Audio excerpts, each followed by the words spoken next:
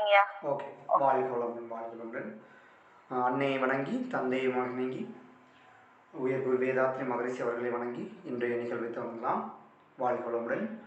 இதுக்கு முன்னாடி நம்ம என்ன பார்த்துருக்கோம் அப்படிங்கிற மாதிரி யாராச்சும் ஞாபகம் இருக்கா? லாஸ்ட் கிளாஸ் மேடம் உணவு மருத்துவம் எடுத்திருப்பாங்க.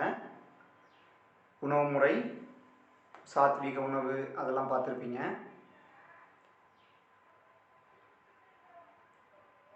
உடல் விஞ்ஞானத்தில் நம்ம பார்த்தோம்னா இன்னைக்கு பார்க்க போகிறது உடல் விஞ்ஞானத்தில் நம்ம ஜீரண மண்டலம் பார்த்துருக்கோம், சுவாச மண்டலம் பார்த்துருக்கோம். அதுக்கப்புறம் வந்து பார்த்துட்டிங்கன்னு பார்த்தீங்கன்னா சிற்றறைகளும் திசுக்களும், அதாவது செல்லை பற்றி கொஞ்சம் லைட்டாக அன்றைக்கி பார்த்தோம். கொஞ்சம் டீட்டெயிலாகவே செல்லை பற்றி கொஞ்சம் டீப்பாகவும் உள்ளே போனோம்.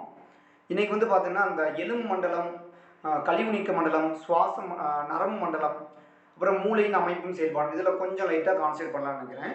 ஓகேவா? வாழ்க்கை வளமுடன். முதல்ல ஒரு லைட்டாக வந்து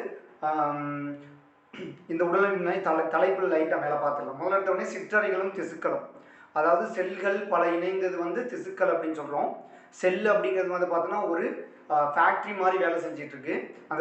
அந்த செல்லுக்குள்ளே வந்து பார்த்திங்கன்னா நிறைய புரோட்டோபிளாசம், சைட்டோபிளாசம், பிளாஸ்மா, அந்த மாதிரி நிறைய விஷயங்கள் இருக்கின்றன. அடுத்து வந்து பார்த்தோன்னா இந்த ஒட்டுமொத்த பார்வைங்கிறது வந்து பார்த்தீங்கன்னா எலும்பு தசை மண்டலம், இரத்த ஓட்ட மண்டலம், நரம்பு மண்டலம், மூளையின் அமைப்பும் செயல்பாடும், சுவாச மண்டலம், ஜீரண மண்டலம், கழிவு நீக்க மண்டலம்.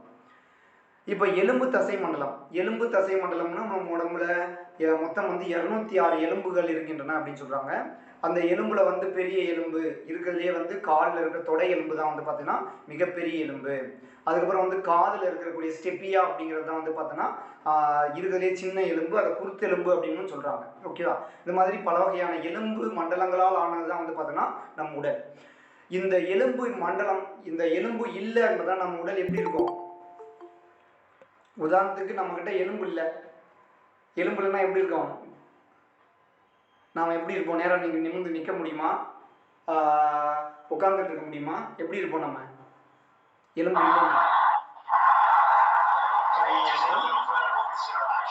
மியூட்டில் போட்டுக்கோங்க. எலும்பு இல்லைன்னா நம்ம எப்படி இருப்போம்?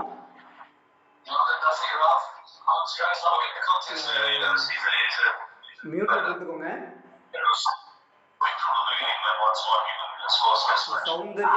சௌந்தர்யா உங்க வாழ்க்கை மியூட்டில் போட்டுக்கோங்க. எலும்பு இல்லாமல் நம்மளால் நேராக நிற்க முடியாது, உட்கார முடியாது, எந்த வேலையுமே வந்து செய்ய முடியாது. அப்போ வந்து இந்த எலும்பு தான் வந்து பார்த்தோம்னா நம்ம உடலுக்கு வந்து வடிவத்தை கொடுக்கின்றது. அப்போ எலும்பு மண்டலம் வந்து ரொம்ப ரொம்ப முக்கியமானது. அதுக்கப்புறம் தசை மண்டலத்தில் எடுத்துக்கிட்டீங்க அப்படின்னா நம்ம பல்லு இருக்கு. பல்லில் வந்து பார்த்தோம்னா அந்த ஈறுகளில் தான் நல்லா சௌந்தர்யா அவங்க வாழ்க்கை வளமுடன். கொஞ்சம் மியூட்ல போட்டுக்கோங்க. வாழ்க்கை வளமுடன். சௌந்தர்யா உங்க வாழ்க்கை வளமுடன். மியூட்ல போடலாம். வாழ்க்கை வளமுடன். சௌந்தர்யா அம்மா ப்ளீஸ் மியூட் பண்ணுங்கம்மா. உங்களோட வாய்ஸ் கேக்குது, அந்த டிவி சவுண்ட் எல்லாமே கேக்குது. உங்க வாய்ஸ் மியூட் பண்ணுங்க. சௌந்தர்யா அம்மா ஓகேம்மா, ஓகே மியூட் பண்ணுங்கம்மா. மியூட் பண்ணுங்க. உங்க வீடியோ எல்லாம் கொஞ்சம் நீங்க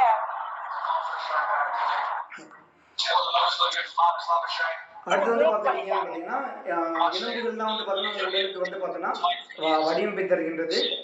தசைகள் வந்து பார்த்துக்கிட்டீங்கன்னு பார்த்தீங்கன்னா அந்த தசைகள் வந்து பார்த்தீங்கன்னா உதாரணத்துக்கு நம்ம பல்லுன்னு எடுத்துக்கிட்டாவே பல்லை நம்ம தேய்க்கிறது அந்த பல்லு இருக்கிற தசைகள், அதை ஈறுகள் அப்படின்னு சொல்றாங்க.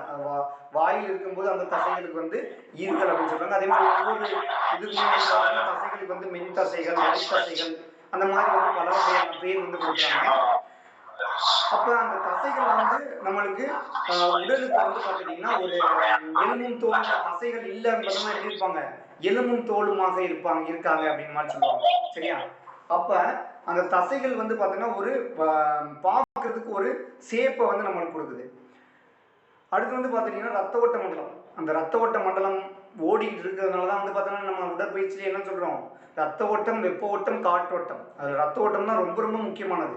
இந்த ரத்த ஓட்டம் தான் மற்ற 2 ஓட்டங்களையுமே வந்து சீர்படுத்திக்கிட்டு இருக்கு. அப்போ அந்த ரத்த ஓட்டத்தில் வந்து பார்த்துட்டிங்கன்னா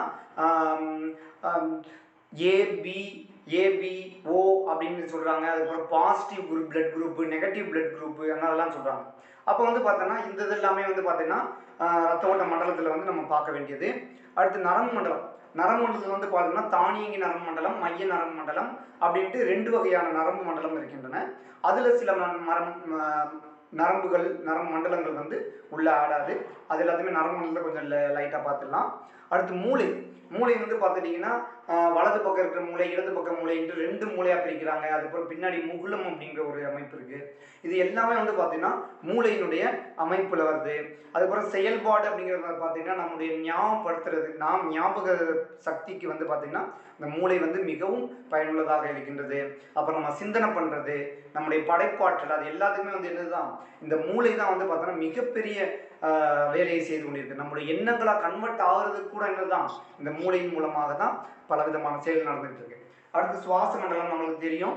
மூச்சை உள்ள இழுக்கிறோம் வெளியே விடுறோம். அப்போ வந்து காற்று உள்ளே போகும்போது கரியமில வாயுவும் ஆக்சிஜனும் சேர்ந்து உள்ள போது, வெளியே வரும்போது ஆக்சிஜன் மட்டும் உடல் எடுத்துக்கிட்டு காரியமில வாயுவை வெளியே வருது. அது நம்மளுக்கு தெரிஞ்சதுதான். அடுத்து ஜீரண மண்டலம். ஜீரண மண்டலம்ங்கிறது நம்மளுக்கு எல்லாருக்குமே தெரியும். வயிற்று தான் நம்ம ஜீரணம் பண்ணுறதுக்கு பயன்படுது. ஆனால் அந்த ஜீரண மண்டலம்ங்கிறது வந்து பார்த்தோன்னா வயிற்றை மட்டும் சார்ந்தில்லை, நம்ம வாயிலிருந்தே வந்து ஸ்டார்ட் ஆகுது. கழிவு நீக்கம் நடக்கிற வரைக்குமே வந்து பார்த்தோன்னா அந்த ஜீரண மண்டலத்தில் வந்து அந்த மலவாய் வரைக்குமே வந்து இந்த ஜீரண மண்டலத்தில் வருது. கழிவு நீக்க மண்டலம் அப்படிங்கிறது வந்து பார்த்தீங்கன்னா நம்மளுக்கு தெரிஞ்சதான் சிறுநீரகம் வந்து சிறுநீரை வெளியேற்றது பயன்படுகிறது. அப்புறம் வந்து பார்த்துக்கிட்டிங்க பார்த்தீங்கன்னா தோல் இருக்குது. தோல் வந்து பார்த்துட்டிங்கன்னா வியர்வை வெளியேற்றது பயன்படுகிறது. இந்த மாதிரி கழிவு நீக்க மண்டலம் இது எல்லாத்துக்குமே கொஞ்சம் லைட்டாக வந்து இன்னைக்கு கிளாஸில் வந்து கொஞ்சம் டீட்டெயிலாக பார்க்க போகிறோம். ரைட், வாழ்க வளமுடன். ஏதாவது நான் பேசுறது ஓகேவா? வாய்ஸ்லாம் கிளியராக இருக்கா? ஏதாவது டவுட் இருந்தால் கேட்டுக்கோங்க. இதில் இப்போ இது வரைக்கும் சொன்னதில் எனிஒன்? வாழ்க வளமுடன் ஐயா, வாய்ஸ்லாம் கிளியரா தான் இருக்கு. வாழ்க வளமுடன். இப்போ உடல் அமைப்பு முதலே பார்த்ததுதான். இது வந்து சின்னஞ்சிற செல்கள் தொகுப்பு தான் வந்து பார்த்தீங்கன்னா இந்த உடல் அமைப்பு அப்படிங்கிறது. ஜீவகாந்த ஆற்றல் விளைவாக உடல் அணுக்களும் சிற்றறையும் ஒன்றை ஒன்று ஈர்த்து பிடிச்சிட்டு இருக்கு. அதாவது மேக்னெட் மாதிரி என்ன ஆகிட்டு இருக்குன்னா நம்முடைய செல்கள் வந்து இந்த காந்த சக்தி வந்து பிடிச்சிட்டு இருக்கு. இது வந்து பார்க்கறதுக்கு ஒரு கட்டடம் மாதிரி நம்மளுக்கு இருக்கு. இந்த செல்லு மட்டும் செங்கல் மட்டும் அடுக்கி வச்சிருந்தீங்கன்னா இவன் தள்ளி விட்டா கீழே விழுந்துடும். ஆனால் வந்து பார்த்தோன்னா அது பிடிச்சிக்கிறது என்னது? காந்தம். சிமெண்ட் வந்து செங்கலை பிடிச்சிருக்கிற மாதிரி நம்ம உடல்ல இருக்கிற செல்களை வந்து என்ன பண்ணிட்டு இருக்கு? இந்த காந்தம் வந்து கோத்து பிடிச்சிக்கிட்டு இருக்கு.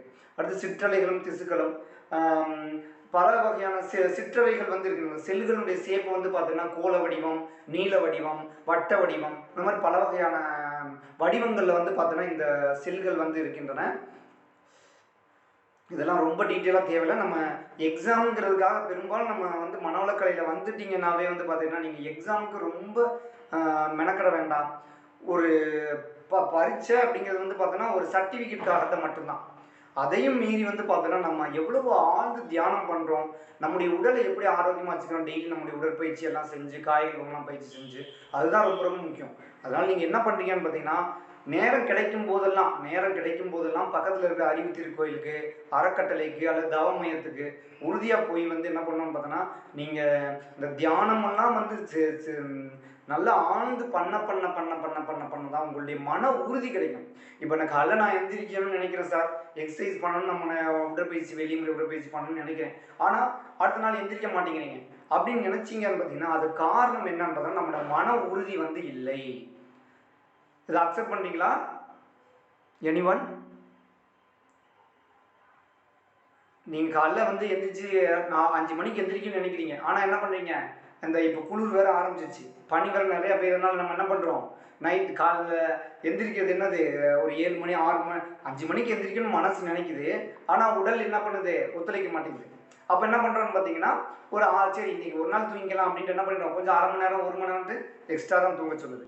அப்போ பார்த்துட்டிங்கன்னா அந்த மன உறுதி வந்து ரொம்ப ரொம்ப முக்கியம். அந்த மன உறுதிக்கு வந்து நம்முடைய பயிற்சியில் வந்து தியானம் வந்து ரொம்ப உதவியாக இருக்கும். இது எத்தனை பேர் அக்செப்ட் பண்ணுறீங்க? Anyone unmute please. வாழ்க வளமுடன்.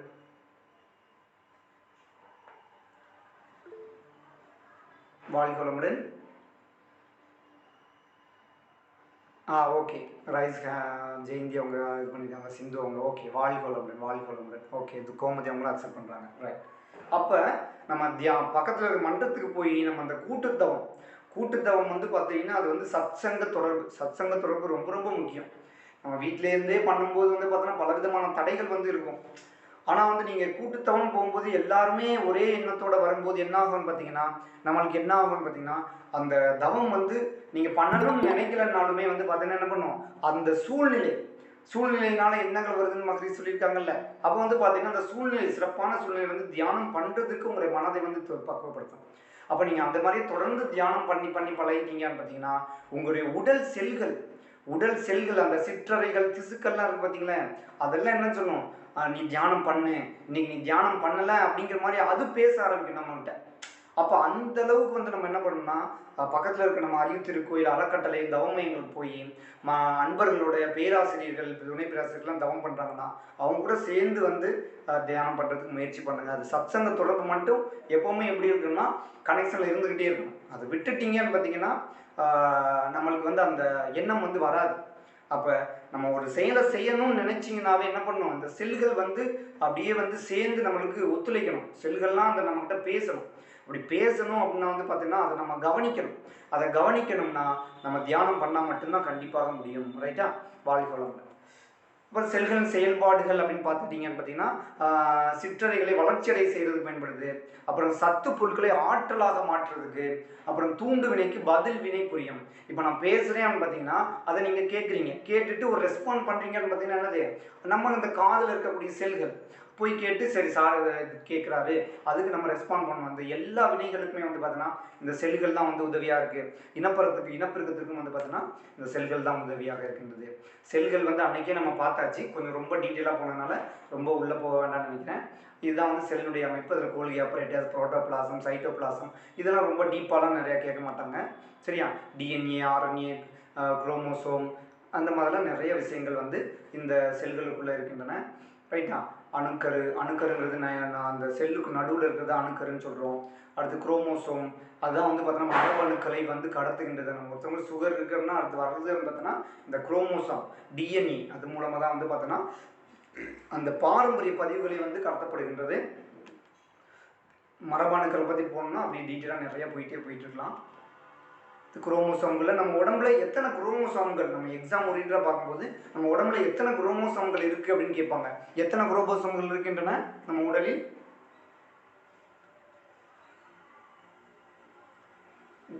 குரோமோசோம்களாக சொல்லும்போது எத்தனையா சொல்லணும்? 46 குரோமோசோம்கள். அதே ஜோடியாக கேட்டாங்கன்னு பார்த்தோன்னா 23 இணை ஜோடிகள். 23 ஜோடிகள் அப்படின்னு சொல்லணும். ஓகேவா? அதில் 23வது ஜோடி தான் வந்து பார்த்தோன்னா பால் குரோமோசோம்னு சொல்லுவாங்க. அதுதான் வந்து ஆணா பெண்ணா அப்படிங்கிறத நிர்ணயம் பண்ணுது அப்படின்னு சொல்லுவாங்க. அப்போ இதுலேருந்தே நம்மளுக்கு கேள்விகள் கேட்கலாம். எது வந்து நம்மளுடைய ஆணா பெண்ணான்ற நிர்ணயம் பண்ணுது அப்படின்னா அந்த 23வது கடைசி ஜோடி தான் வந்து பார்த்தோன்னா இந்த பால் நிர்ணயம் வந்து பண்ணுகின்றது. நம்ம உடலில் எத்தனை குரோமோசோம்கள் இருக்கின்றன? Anyone unmute please tell. உடலில் உள்ள குரோமோசோம்கள் எண்ணிக்கை எத்தனை கவனிக்கிறீங்களான்னு கேட்க? 46. நன்றியா தயாளன் ஐயா, வாழ்க வளமுடன். 46 குரோமோசோம்கள். அதே வந்து ஜோடின்னு சொல்லும்போது 23. இது வந்து நம்மளுக்கு கேள்வியாக கேட்பாங்க. கேள்வி கேட்டாங்கன்னா இது நீங்கள் ஒருத்தர் சும்மா பார்த்துருந்தீங்கன்னா நம்ம கருமையத்தில் பதிவாயிடும்.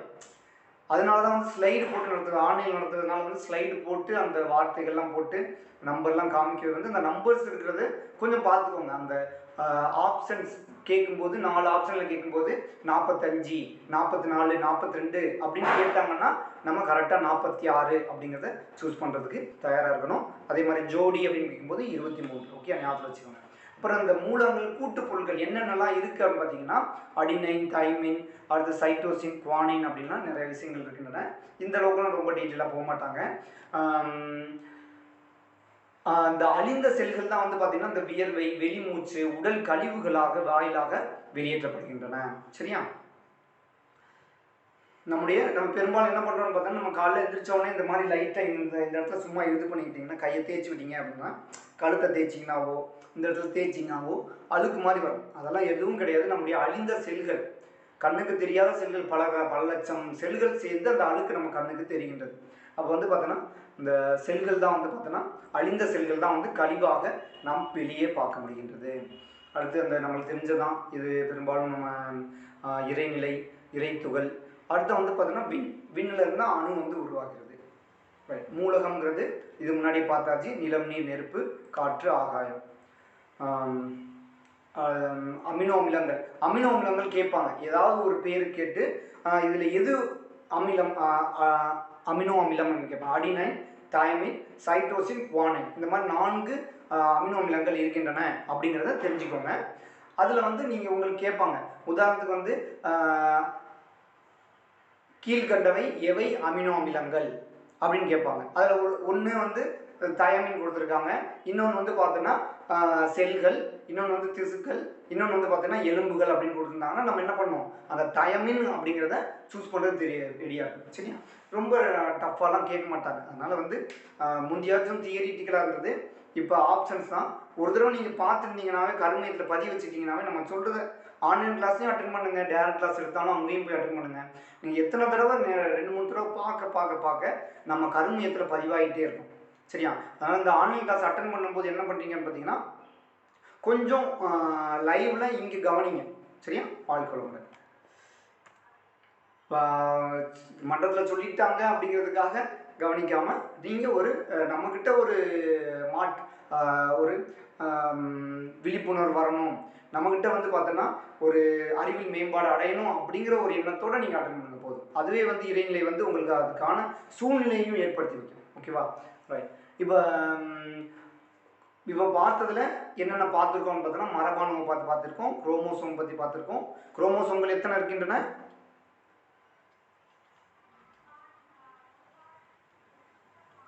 இப்போ பார்த்தோம், தயாலயன் ஐயா கூட சொன்னாங்க 46. வாழ்கோளம் சுந்தரி அவங்க, சிந்து அவங்க, வாழ்கோளம். சரி, ரைட். அடுத்து செல்லுங்கிறது பற்றி பார்த்துருக்கோம், திசு பார்த்துருக்கோம், திசுலேருந்து உறுப்புலேருந்து மண்டலம்லேருந்து பரு உருவம். இப்போ நம்ம என்ன பண்ண போறோம்னா ஒவ்வொரு மண்டலங்களாக எடுத்து வந்து பார்க்க போகின்றோம். ஓகேவா, ரைட். முதல் எடுத்தோடனே தசை மண்டலம். தசைங்கிறது வந்து பார்த்தோன்னா திசுக்களின் தொகுப்பு. சரியா, கை கால் அசைக்கிறதுக்கு, நகர்த்துறதுக்கு, அப்புறம் வந்து உள்ளுறுப்புகள் இயங்குறதுக்கு, இது எல்லாமே வந்து பார்த்தோன்னா தசைகள் தான் நம்மளுக்கு உதவியாக இருக்கின்றன. இந்த தசை இல்லைன்னு பார்த்தோன்னா நம்மளால என்ன பண்ண முடியாது, சரியாக அசைக்க முடியாது. சரியா, உறுப்புகளை நம்மளால் உள்ளுறுப்புகளையும் சரியாக இயங்க முடியாது. ரைட்டா, அப்போ அந்த தசைகள் தான் வந்து பார்த்தோன்னா நம்ம அசைக்கிறதுக்கு, நகர்த்துறதுக்கு, உள்ளுறுப்புகள் இயங்குறதுக்கு. உதாரணத்துக்கு இதயம்னா சுருங்கி விரிஞ்சிட்டு இருக்கு, அது எது மூலமாக, அந்த பெரிகார்டியம்ங்கிற தசையின் மூலமாக தான் என்ன ஆகிட்டு இருக்கு, அந்த வேலைகள்லாம் நடந்துட்டு இருக்கு. அப்போ அந்த தசைகள் வந்து மிக மிக முக்கியமானது. ரைட், இந்த தசையின் வகைகள் கேட்பாங்க. சரியா, அதை நோட் பண்ணிக்கோங்க. எலும்பு தசைகள், மென் தசைகள், இதய தசைகள். சரியா, என்னென்ன தசைகள் யாராவது ஒரு ஆள் சொல்லுங்க. எலும்பு தசைகள், மென் தசைகள், இதய தசைகள். இந்த 3 தான். இது ஆப்ஷன்ல கேட்கலாம் உங்களுக்கு ஏதாவது ஒன்று. இதில் கீழ்கண்டவை எது தசையின் வகைகள் அல்ல அப்படின்னு கேட்டு எக்ஸ்ட்ரா என்ன பண்ணியிருப்பாங்கன்னு பார்த்தீங்கன்னா வாய் தசை அப்படின்னு சேர்த்துருவாங்க. அல்லது வந்து பார்த்துட்டீங்கன்னு பார்த்தீங்கன்னா விரல்கள் அப்படின்னு சேர்த்துருவாங்க. அப்படி சேர்த்தோம்னா நம்ம என்ன பண்ணணும், இந்த 3 மட்டும் எடுத்தா போதும். இந்த 3லேருந்து அந்த விரல் அப்படிங்கிறத வந்து நீங்கள் ஆப்ஷனில் எழுதிட்டு நீங்கள் ஆன்சர் போட்டுடலாம். ரைட்டா, அடுத்து எலும்பு தசைகள்.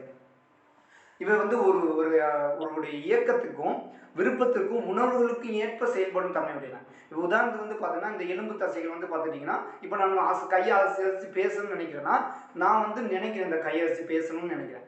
அதே மாதிரி வந்து பார்த்திங்கன்னா கொஞ்சம் நல்லா சவுண்டாக பேசணும்னு நினைக்கிறேன். அதுக்கு எல்லாமே வந்து பார்த்தீங்கன்னா என்னுடைய தாடைகள், அப்போ நான் பேசும்போது என்னுடைய தாடைகள் எந்த அளவு விரியுது, அது எல்லாமே என்னது என்னுடைய கொஞ்சம் நல்லா சவுண்டாக பேசணும்னா கொஞ்சம் நல்லா தாடைகளை விரித்து நல்லா இது பண்ணி பேசணும். ஒரு சில வார்த்தைகளுக்கு கொஞ்சம் சவுண்டு அதிகமாக கொடுத்துப்பேன். இது எல்லாமே வந்து இந்த எலும்பு தசைகள் மூலமாக நடக்கின்றன. இதனால் வந்து இந்த தசைகள் வந்து இயக்க தசைகள், நம்முடைய விருப்பத்தின் பேரில் நடைபெறதுனால இது இயக்க தசைகள்னு சொல்கிறாங்க. நம்ம உடற்பயிற்சி செய்கிறோம் பார்த்தீங்களா, இந்த தசைகளை தான் நம்ம இயக்குகின்றோம், எலும்பு தசைகள். ஓகேவா, வாழ்க்கை. அடுத்து மென் தசைகள். மென் தசைகள்னாவே வந்து பார்த்தீங்கன்னா மென்மையானது. சரியா, மென்மையான தசைகள் வந்து என்ன சொல்கிறோம்னு பார்த்தீங்கன்னா மென் தசைகள்னு பார்த்தீங்கன்னா ஒருவர் விருப்பத்தினால் அல்லது தூண்டுதலினால் இயற்றில் செயல்பாட்டை கட்டுப்படுத்த முடியாது. உதாரணத்துக்கு ஹார்ட் வந்து நான் சொல்கிறதான் நான் கேட்கணும் அப்படின்னு சொன்னோன்னா அது கேட்குமா? இதயம் வந்து நான் சொல்கிறத கேட்கணும்னு நினச்சி சொன்னீங்கன்னா கேட்குமா? இப்படி தான் சுருங்கணும், இப்படி தான் விரியணும், நான் சொல்கிறப்ப தான் சுருங்கணும் அப்படின்னு சொன்னால் கேட்குமா? கேட்காது. அப்போ இது எல்லாமே வந்து பார்த்தோன்னா மென்மையான தசைகள் எல்லாமே மென் தசைகள். இதய தசைகள் வந்து இந்த மென் தசைகளுக்கு கீழே வருகிறது. அப்புறம் இரத்த குழாய்கள், உணவு பாதைகள், கர்ப்பப்பை, உள்ளுறுப்புகள், இவை வந்து இவையில் எல்லாத்துலேயுமே வந்து பார்த்தோன்னா இந்த மென் தசைகள் தான் இருக்கின்றன. என்னென்னு பார்த்துக்கோங்க. எது இதில் இருக்குது யாராச்சும் சொல்லுங்கள், மென் தசைகள் எது இதெல்லாம் இருக்குது? எனிவன் ப்ளீஸ், வாழ்க்கை. அந்த 3வது பாயிண்ட், லாஸ்ட் பாயிண்ட்டு இந்த தசைகள், இரத்த குழாய்கள், உணவு பாதைகள், கர்ப்பப்பை. கர்ப்பப்பை. சரியா, இந்த மூன்றுல தான் வந்து பார்த்தீங்கன்னா மென் தசைகள் உள்ள எவற்றில் மென் தசைகள் உள்ளன அப்படின்னு கேட்டு இந்த மூணு இது கொடுக்குறாங்க. அப்படின்னு மூணுல ஏதாவது ஒன்று கொடுக்குறாங்கன்னா நம்ம எழுதி தெரியும். சரியா, என்னென்ன? இரத்த குழாய்கள், உணவு பாதைகள், மூணாவது கர்ப்பப்பை. இதுதான் வந்து பார்த்தோன்னா மென் தசைகள். ரைட்டா? ரைட். இதய தசை இப்போதான் பார்த்தோம். இந்த இதயத்தினுடைய தசைகளை வந்து இதய தசைகள்னு சொல்றவங்க. சரியா, இதயத்தை சுற்றியுள்ள தசை பேர் என்னது? யாராவது ஒரு ஆள் சொல்லுங்க. இதயத்துக்கு சுற்றியுள்ள தசை பேரு மயோகார்டியம். சரியா, மயோகார்டியம். ஞாபகம் வச்சுக்கோங்க. மயோ இதயம், எந்த தசையினால் ஆனது, இதய தசையினுடைய பேர் என்ன அப்படின்னா வந்து மயோ அப்படிங்கிறத ஞாபகம் வச்சுக்கோங்க. சரியா, மயோகார்டியம். ரைட்டா? இதய தசையின் இத்தசையின் இயக்கத்தால் ரத்த ஓட்டம் சீராக நடைபெறுகிறது. ரத்த ஓட்டம் நம்ம உடம்புல நம்ம எக்ஸசைஸில் என்ன பண்ணுறோம், அல்லது என்ன பண்ணுறோம், நம்ம எக்ஸசைஸ் பண்ணும்போது எது சீராக ஓடணும்? ரத்த ஓட்டம் சீராக ஓட வேண்டும். அப்போ வந்து பார்த்தீங்கன்னா இந்த இதயத்தில் இருக்கிற ரத்த ஓட்டம் சீராக நடைபெறதுக்கு எது காரணமாக இருக்குன்னா இந்த மயோகார்டியம் தான் வந்து முக்கிய காரணமாக இருக்கின்றன. இதய தசையினுடைய பேர் என்னது? இதயத்தை சுற்றியுள்ள தசைக்கு பேர் என்னது? மயோகார்டியம். ஓகேவா? ரைட். வாழ்க்கை. அடுத்து வந்து பார்த்தீங்கன்னா எலும்புகள். சரியா, உடம்புல எத்தனை எலும்புகள் இருக்கின்றன? 206 எலும்புகள் இருக்கின்றன. வாழ்க்கை. நன்றி தயாரணையா. ரைட்டா? இந்த எலும்பு தான் அது குனிகிறதுக்கு, நிமிர்றதுக்கு, கழுத்தை திருப்புறதுக்கு எல்லாத்துக்குமே வந்து இந்த எலும்பு தசைகள் தான் வந்து பார்த்தீங்கன்னா உதவியாக இருக்கின்றன. விரல்களை அசைக்கிறது, உடல்ல இருக்கிற அனைத்து அசைவுகளுக்கும், இந்த கையை தட்டுறது, கையை இது பண்ணுறது, நம்ம என்ன செயலுக்குமே வந்து பார்த்தோன்னா இந்த எலும்பு தசைகள் தான் வந்து கையை நம்ம அடக்கி விரிக்கணும்னாவே இந்த எலும்பு தசைகள் தான் காரணமாக இருக்கின்றன. அடுத்து குருத்தெலும்பு. குருத்தெலும்புங்கிறது வந்து பார்த்தீங்கன்னா அந்த காதில் அந்த வளையக்கூடிய எலும்புக்கு பேர் தான் என்னது? குருத்தெலும்புன்னு சொல்கிறாங்க. இது கரு உருவாகி 3 மாத காலத்திலேயே இந்த குருத்தெலும்பு உருவாயிடும் அப்படின்னு சொல்கிறாங்க. ஓகேவா? காது, மூக்கு, குரல் வலை போன்ற உறுப்புகள் பொலிவானதொரு தோற்றத்தை கொடுக்கின்றது. இந்த குருத்தெலும்பு இருக்கிறதுனால என்ன பண்ணுது? பார்க்கறதுக்கு வந்து பார்த்தீங்கன்னா ஒரு பளபளன்ட்டு ஒரு இது காதெல்லாம் பார்த்தீங்கன்னா அப்படியே பளபளன்னு இருக்கும். காரணம் என்ன அப்படின்னு பார்த்தீங்கன்னா அந்த குருத்தெலும்பு தான் அந்த அமைப்பை வந்து பொலிவான ஒரு தோற்றத்தை வந்து தருகின்றன. சரியா, குருத்தெலும்புங்கிறது வளையக்கூடிய எலும்பா, வளைய முடியாத எலும்பா?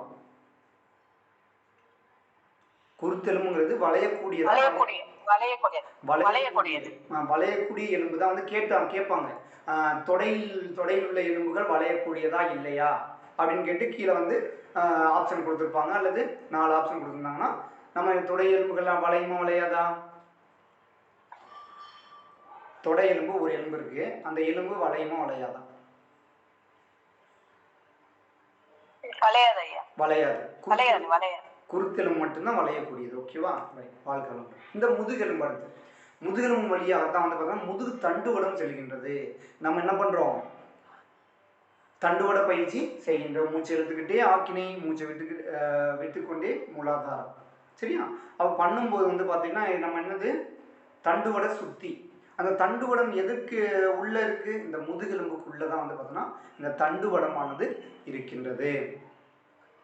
தண்டுவடத்துக்குள்ள என்ன இருக்கு? 3 விஷயங்கள் இருக்கின்றன. முக்கியமானது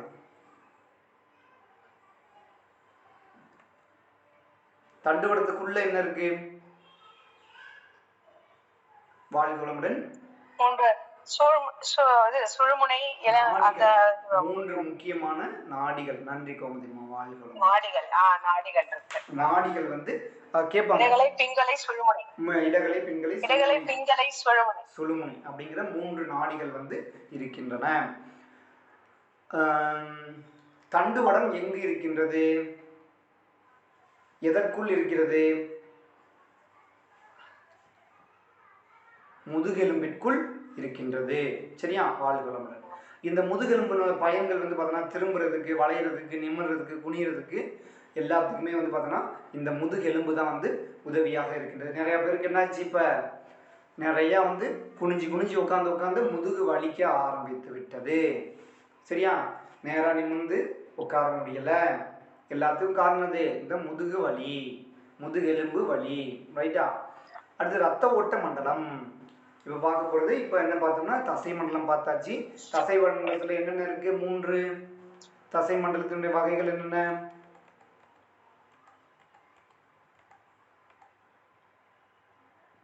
தசையின் வகைகள் எலும்பு தசை, மென் தசைகள், இதய தசைகள். வாழ்க வளமுடன். எலும்பு தசை, மென் தசை, இதய தசை. சரியா? இதய தசைகள். வாழ்க வளமுடன், வாழ்க வளமுடன். ரத்த ஓட்ட மண்டலம். ரத்தம் எங்க ஓடிக்கிட்டு இருக்கு நம்ம உடல்ல? ஏதாச்சும் குறிப்பிட்ட இடம் சொல்ல முடியுமா? உடல் முழுவதும் ஓடுது. ரத்த ஓட்டத்தின் மையம் எதுன்னு கேட்டு அதை சொல்வீங்க. அதுலயே வரைஞ்சி காமிச்சிருக்கு, ஸ்லைட்லயே இருக்கு. இதயம். சரியா? ரத்த ஓட்டத்தின் மையம் இதயம் தான். இதயத்துல எத்தனை அறைகள் இருக்கின்றன? 4 அறைகள். 4 அறைகள். என்னென்ன அறைகள்? இடது வென்ட்ரிக்கல், வலது வென்ட்ரிக்கல், இடது ஆரிக்கல், வலது ஆரிக்கல். நன்றி தான் ஐயா. வாழ்க. இடது ஆரிக்கல், வலது ஆரிக்கல், இடது வென்ட்ரிக்கல், வலது வென்ட்ரிக்கல் அப்படிங்கிற முக்கியமான 4 அறைகள் இருக்கின்றன. பறவைகளுக்கு எத்தனை அறைகள் இருக்கும் தெரியுமா? பறவைகளுக்கு எத்தனை அறைகள் இருக்கும்? 3 அறைகள் தான் இருக்கும். சரியா? நமக்கு மனிதர்களுக்கு 4 அறைகள், பறவைகளுக்கு 3 அறைகள் இதயத்துல தான் இருக்கும். சரியா? ரைட். மனிதன் உடல்ல 12ல் 1 பங்கு இந்த ரத்தம் தான். எத்தனைல 1 பங்கு? கேள்வி கேட்பாங்க. மனிதனின் எடையில் எத்தனை பங்கு ரத்தம் உள்ளது? எத்தனை பங்கு?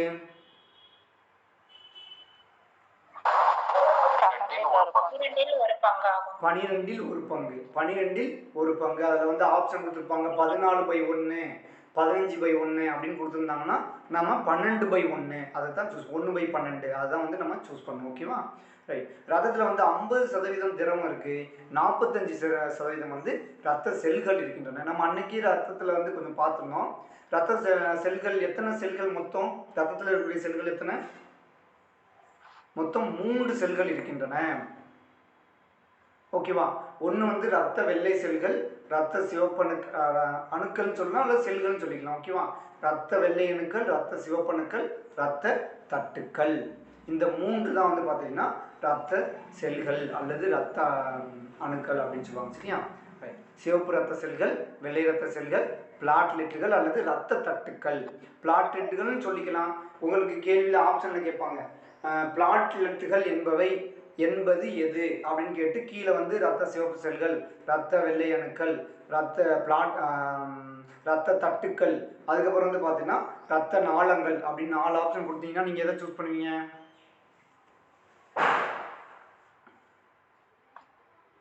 வாழ்க வளமுடன்.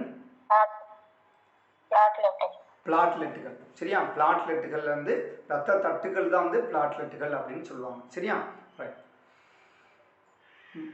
ரத்த சிவப்பு செல்கள் அப்படின்னு சொல்லும்போது அது எந்த கலர்ல இருக்குன்னா சிவப்பு கலர்ல இருக்கும். சரியா? அந்த ரத்தத்துக்குரிய சிவப்பு நிறத்தை தரக்கூடியது இந்த ரத்த சிவப்பு செல்கள் தான். ரத்த வெள்ளை செல்கள்ங்கிறது என்னதுன்னு பார்த்தீங்கன்னா வெள்ளை கலர்ல இருக்கும். இந்த ரத்த வெள்ளை செல்கள் தான் பார்த்துட்டீங்கன்னு பார்த்தீங்கன்னா நம்முடைய எதிர்ப்பு சக்திக்கு ஒரு போராளி மாதிரி, அல்லது ஒரு போர் நடக்குது அப்படின்னு பார்த்தீங்கன்னா அதில் வீரர்கள் ரொம்ப முக்கியம். அந்த படை வீரர்கள் மாதிரி இருந்து செயல்படுறது தான் இந்த ரத்த வெள்ளை அணுக்கள். ரத்த சிவப்பணுக்களில் சிவப்பு கலர்லாம் இருக்கிறதுக்கு காரணம் என்னன்னு பார்த்தீங்கன்னா அதில் இருக்கக்கூடியது என்னது? ஹீமோகுளோபின். ஹீமோ அப்படிங்கிறது பார்த்தீங்கன்னா அதுதான் ரத்தத்திற்கு சிவப்பு நிறத்தை தருகின்றது. ரைட்டா?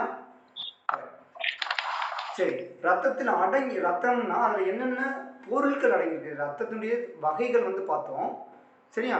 அடுத்து பார்க்குறது ரத்தத்தில் அடங்கியுள்ள பொருட்கள் என்னென்ன? யாராச்சும் சொல்லுங்க பார்க்கலாம். ஸ்லைடில் இருக்கிறத பார்த்து. பிளாஸ்மா, நீர், காரத்தன்மை.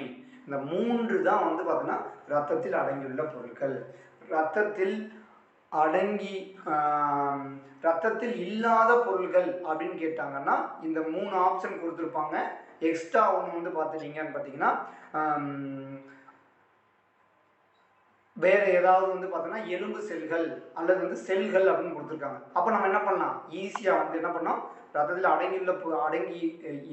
ரத்தத்தில் இல்லாத பொருள் எது அப்படின்னு கேட்குறாங்க. அப்போ நம்ம என்ன பண்ணோம், டைரெக்டாக வந்து செல்கள் அப்படிங்கிறத சூஸ் பண்ணிடலாம். சரியா?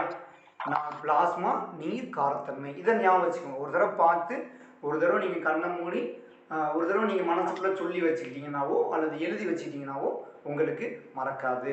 நம்ம பசங்களுக்கு சொல்கிறோம், நிறைய பேர் பேரண்ட்ஸ் வந்து நீங்கள் கோர்ஸில் ஜாயின் பண்ணியிருப்பீங்க. சரியா? நம்ம என்ன பண்ணுவோம், சின்ன வயசில் நம்ம என்ன பண்ணியிருப்போம், 10 தடவை படிக்கிறதுக்கு ஒரு தடவை எழுதி பார்க்கறது நல்லது அப்படிங்கிற மாதிரி சொல்லுவோம். அதே மாதிரி நம்ம என்ன பண்ணிட்டோம், என்ன பண்ணுறோம், அங்கே நம்ம எழுதி பார்க்கும்போது எந்த தசைகள் வேலை செய்கின்றன, கையில் எந்த தசை வந்து வேலை செய்கிறது, மென் தசைகளா, எலும்பு தசைகளா, அல்லது இதய தசைகளா? நாம் எழுதும்போது இல்ல நாம் எழுதும்போது கையில் உள்ள எந்த தசை வேலை செய்கிறது, எலும்பு தசைகள், எலும்பு தசைகள் தான் வேலை செய்கின்றது. எலும்பு தசைகள் தான் நம்மளுடைய இயக்கத்திற்கு ஏற்றபடி வேலை செய்யும். ஞாபகம் வச்சுக்கோங்க.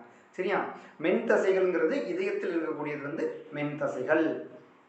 அதே மாதிரி பார்த்தோன்னா எதுக்குள்ளே இருக்குன்னு சொன்னோம், ரத்த குழாய்களுக்குள்ளே இருக்கிறது, கருப்பையில் இருக்கிறதுக்கும் என்னதுதான், இது மென் தசைகள் தான். ஓகேவா? வாழ்க்கை ரைட். இது லைட்டாக பார்த்து வச்சுக்கோங்க, மேக்ஸிமம் கேட்க மாட்டாங்க. ஒருவேளை கேட்டாங்கன்னா அது நம்மளே கால்குலேட் பண்ணுறதுக்கும் இது யூஸ் பண்ணிக்கலாம்.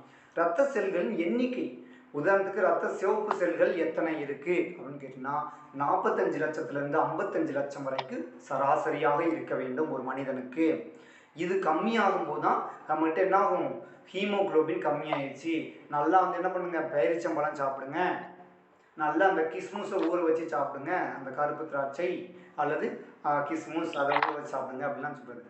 சரி, ரத்த வெள்ளை செல்கள் எத்தனை இருக்கு, ரத்த வெள்ளை செல்கள் யாராச்சும் சொல்லுங்க. இந்த கொஞ்சம் அந்த எழுத்து கூட சேர்ந்துருக்கு, தெரியுதான்னு தெரியல, அதுக்காக தான் கேட்குறேன். ரத்த வெள்ளை செல்கள் எண்ணிக்கை எவ்வளவு? 4000-லேருந்து 11,000. ஐயா அப்படியே தயாளன் ஐயா, அப்படியே பிளாட்லெட்டுகள் எத்தனை இருக்கியா? 2,50,000 லட்சம் 5 லட்சம் வரைக்கும் 5 லட்சம் வரைக்கும் இருக்கு. அடுத்து pH காரத்தன்மை வந்து எவ்வளவு இருக்கணும்? 7.35லிருந்து 7.45 வந்து நம்முடைய அந்த pH அளவு அப்படின்னு சொல்லுவாங்க. அது வந்து நம்ம உடல்ல வந்து மெயின்டைன் ஆக வேண்டும். சரியா? இந்த சரி, இந்த pH காரத்தன்மை மெயின்டைன் ஆகலைன்னா என்ன ஆகும்?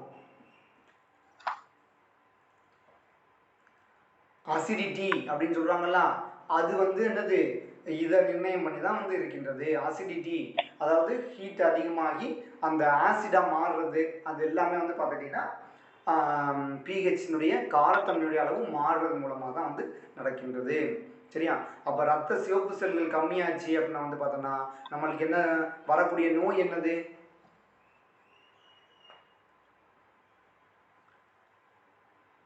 ஹீமோகுளோபின் கம்மியாகிறதுனால வரக்கூடிய நோய் வந்து ஹீமோபிலியா.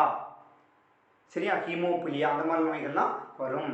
ரத்த வெள்ளை செல்கள் கம்மியாச்சுன்னா அந்த இம்யூனிட்டி பவர், நம்முடைய நோய் எதிர்ப்பு சக்தி என்ன ஆகிடும், கம்மியாகிடும்.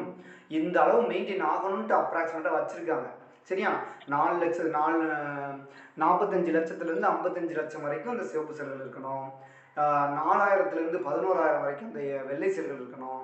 பிளாட்லெட்டுகள் வந்து 2,50,000-லேருந்து 5 லட்சம் வரைக்கும் இருக்கணும். அந்த காரத்தன்மை வந்து 7.35லேருந்து 7.45 வரைக்கும் இருக்க வேண்டும்.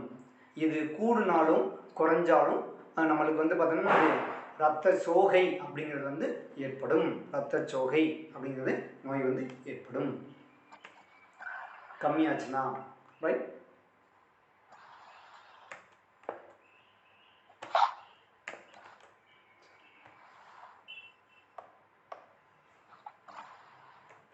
ஓகே. அடுத்து ஹீமோகுளோபின் முதல்ல பார்த்துரும். அந்த இரும்பு சத்து நிறைந்த ஹீமோகுளோபினால தான் ரத்த சிவப்புறைகள் இருக்குது. நுரையிலிருந்து ஆக்சிஜனை எடுத்து செல்வது இந்த ஹீமோகுளோபின் தான். நுரையீரலிருந்து ஆக்சிஜனை எது எடுத்துகிட்டு போகுது அப்படின்னு கேட்டாங்கன்னா என்ன சொல்லணும்? நம்ம வந்து ஹீமோகுளோபின் தான் வந்து ஆக்சிஜனை எடுத்து செல்கின்றது. அடுத்து ஹீமோகுளோபின் வந்து பார்த்தோன்னா ரத்தத்துக்கு சிவப்பு நிறத்தை தருகிறது. 100 மில்லிமீட்டர் ரத்தத்திலிருந்து 15 கிராம் ஹீமோகுளோபின். இது கேள்வி கேட்கலாம். 100 மில்லிமீட்டர் ரத்தத்தில் எவ்வளவு கிராம் ஹீமோகுளோபின் இருக்கணும்? இருக்கும் 15 கிராம் வந்து இருக்க வேண்டும். சரியா? அடுத்து வந்து பார்த்தோன்னா ரத்த பிரிவுகள். ரத்த பிரிவு வந்து என்ன சொல்றாங்கன்னா RH பாசிட்டிவ், RH நெகட்டிவ் அப்படின்னு ரெண்டா வந்து பிரிக்கின்றார்கள். அதாவது O பாசிட்டிவ், B பாசிட்டிவ், அது எல்லாமே வந்து பார்த்தோன்னா RH பாசிட்டிவ்.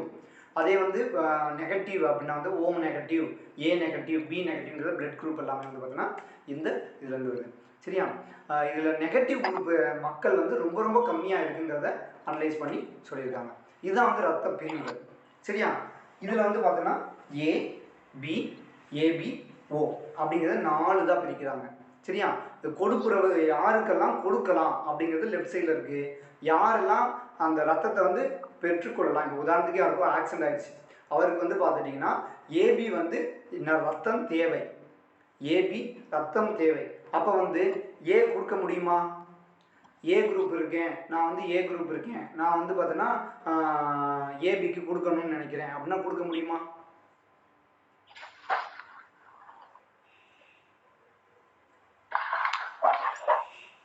நான் இதை கொஞ்சம் நல்லா டீட்டெயிலாக எக்ஸ்பிளைன் பண்ணிடுறேன், அதுக்கப்புறம் உங்களுக்கு தெளிவாக தெரிஞ்சிடும். சரியா? அதாவது நான் ஏ குரூப்புங்கிறவரை ஒருத்தவர் வந்து ஆக்சிடென்ட் ஆகிடுச்சு, அவருக்கு வந்து பார்த்துட்டிங்கன்னா ஏபி குரூப் வந்து தேவையாக இருக்குது. அப்போ வந்து பார்த்துட்டிங்கன்னா நான் வந்து ஏ குரூப்பாக இருக்கேன்னு பார்த்தேன்னா நான் என்ன பண்ணான்னு பார்த்தேன்னா ஏபிக்கு கொடுக்கலாம், அதே மாதிரி ஏக்கும் கொடுக்க முடியும். சரியா? ஏங்கிறவர் ஏ குரூப்பு ரத்தம் இருக்கிறவர் வந்து பார்த்தீங்கன்னா ஏ குரூப்புக்கும் கொடுக்கலாம், ஏபி குரூப்புக்கும் கொடுக்கலாம். சரியா? அதே மாதிரி பி குரூப்பில் இருக்கிறவர் வந்து பி குரூப்பில் இருக்கிற ரத்தம் கொடுக்கறதுக்கு தயாராக இருக்காரு. இன்னொருத்தவங்களுக்கு ஏதோ ப்ராப்ளம் ஆயிடுச்சு, அவங்க ரத்தம் தேவையாக இருக்குது. அவர் யாருக்கு கொடுக்கலாம், யார் வாங்கிக்கலாம்னு பார்த்தீங்கன்னா பி குரூப் இருக்கிறவங்களும் ஏபி குரூப் இருக்கிறவங்களும் 2 பேரும் என்ன பண்ணலாம், இந்த ரத்தத்தை வாங்கி கொள்ள முடியும். சரியா? அடுத்து வந்து பார்த்தோன்னா நான் வந்து ஏபியாக இருக்கேன், இன்னொருத்தவர் வந்து ஏ குரூப்பாக இருக்காரு. அப்போ வந்து பார்த்தோன்னா அவருக்கு நம்ம ரத்தத்தை கொடுக்கலாமா, கொடுக்க முடியுமா, முடியாதா? நான் ஏபி கொடுக்கறதுக்கு ரெடியாக இருக்கேன், இன்னொருத்தர் வந்து ஏ குரூப்பு, அவர் வந்து இந்த ரத்தத்தை ஏ பாசிட்டிவோ அல்லது ஏ நெகட்டிவ் ஏதோ ஒன்று. சரியா? அவர் வந்து அந்த குரூப் ரத்தத்தை வாங்கிக்க முடியுமா? முடியாது. சரியா? ஏபி குரூப்ல இருக்கிறவங்க ஏபி குரூப்புக்கு மட்டும்தான் என்ன பண்ண முடியும், கொடுக்க முடியும். ஏபி குரூப்ல இருக்கிறவங்க ஏபி குரூப் மட்டும்தான் கொடுக்க முடியும். சரி, நான் வந்து ஓ குரூப்பாக இருக்கேன், ஒருத்தவங்களுக்கு வந்து ரத்தம் தேவைப்படுது. யாரெல்லாம் என்னுடைய குரூப் ரத்தத்தை வாங்கிக்கலாம்? ஏ வாங்கிக்க முடியும், பி வாங்கிக்க முடியும், யாருனாலும் என்ன பண்ணலாம், எந்த ரத்த வகையா இருந்தாலும் வாங்கிக்கலாம். யாருனாலும் என்ன பண்ண, ஏ குரூப் இருந்தாலும் பி குரூப், சி குரூப் கிடையாது, A group, B group, AB group, O group. சரியா? அப்போ அந்த 4 பேருமே என்ன பண்ணலாம், ரத்தத்தை வாங்கிக்கலாம். சரியா? சரி, நான் வந்து என்ன பண்ணுறேன்னு பார்த்தீங்கன்னா ஓ குரூப்பாக இருக்கேன்னு பார்த்தோன்னா நான் வந்து யார்கிட்ட இருந்து ரத்தத்தை வாங்கிக்க முடியும்? எனக்கு ஓ குரூப்பாக இருக்கேன், நான் ஓ குரூப்பாக இருக்கேன், எனக்கு ரத்தம் தேவை இருக்குன்னு பார்த்தோன்னா நான் ஏல இருந்து வாங்க முடியுமா? முடியாது. சரியா? நான் ஓ குரூப்பாக இருக்கேன்னா நான் ஓ குரூப்ட இருந்து மட்டும்தான் வந்து வாங்க முடியும். ஏபியோ ஏட்ட இருந்தோ கண்டிப்பாக வாங்க முடியும். இந்த கேள்வி கண்டிப்பாக ஒரு கேள்வி இருக்கும், அதனால தான் நான் இதை கொஞ்சம் டீட்டெயிலாக சொல்லிட்டு இருக்கேன். ஓகேவா? வாழ்க்கை வளமுடன். இப்போ நான் இதில் வச்சே நான் கேள்வி கேட்குறேன், உங்களுக்கு புரிஞ்சிருக்கா இல்லைன்னு செக் பண்ணுறதுக்காக தான். சரியா? இப்போ வந்து பார்த்தோன்னா நான் வந்து ஓ குரூப்பாக இருக்கேன், நான் ஓ குரூப்பு, எனக்கு வந்து பி குரூப்பு ரத்தம் கொடுக்கலாமா, கொடுக்கக்கூடாதா? ஓ குரூப்புக்கு பி குரூப், ஓ குரூப்பாக இருக்கேன் நான், எனக்கு ரத்தம் தேவைப்படுது, ஏ குரூப் வந்து எனக்கு ரத்தம் தரலாமா?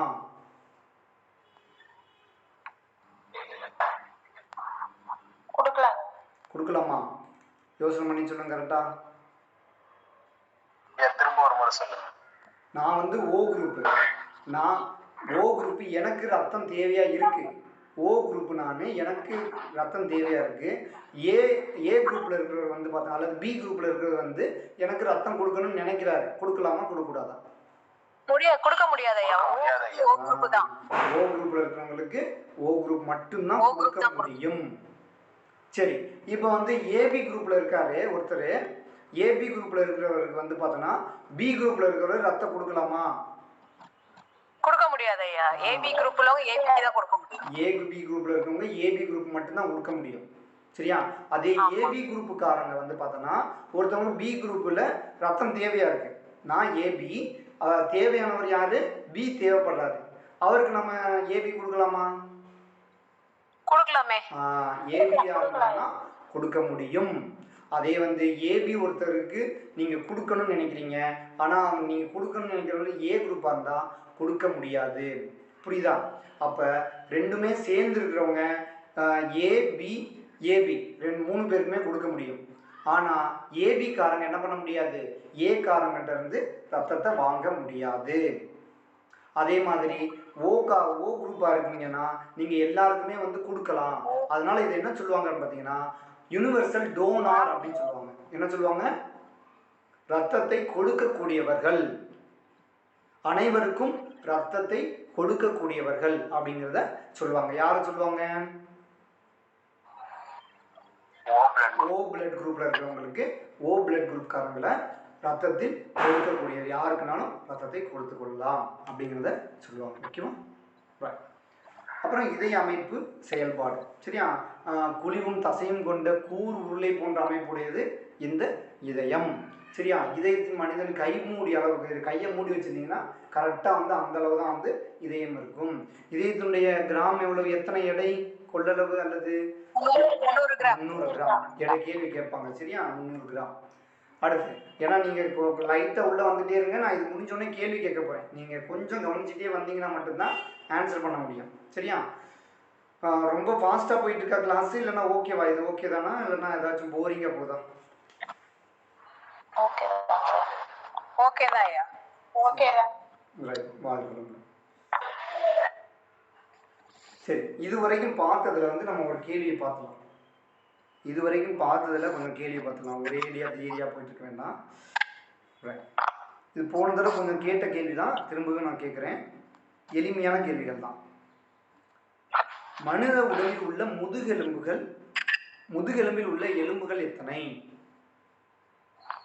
மனித உடலில் உள்ள முதுகெலும்பில் 33 எலும்புகள். சரி, மனித உடலில் ரத்தத்தின் இயல்பான கொள்ளளவு எவ்வளோ? வெயிட் எத்தனை litre? 5 litre, 7 litre, 3 litre, 4 litre. சராசரியான அளவு எவ்வளவு?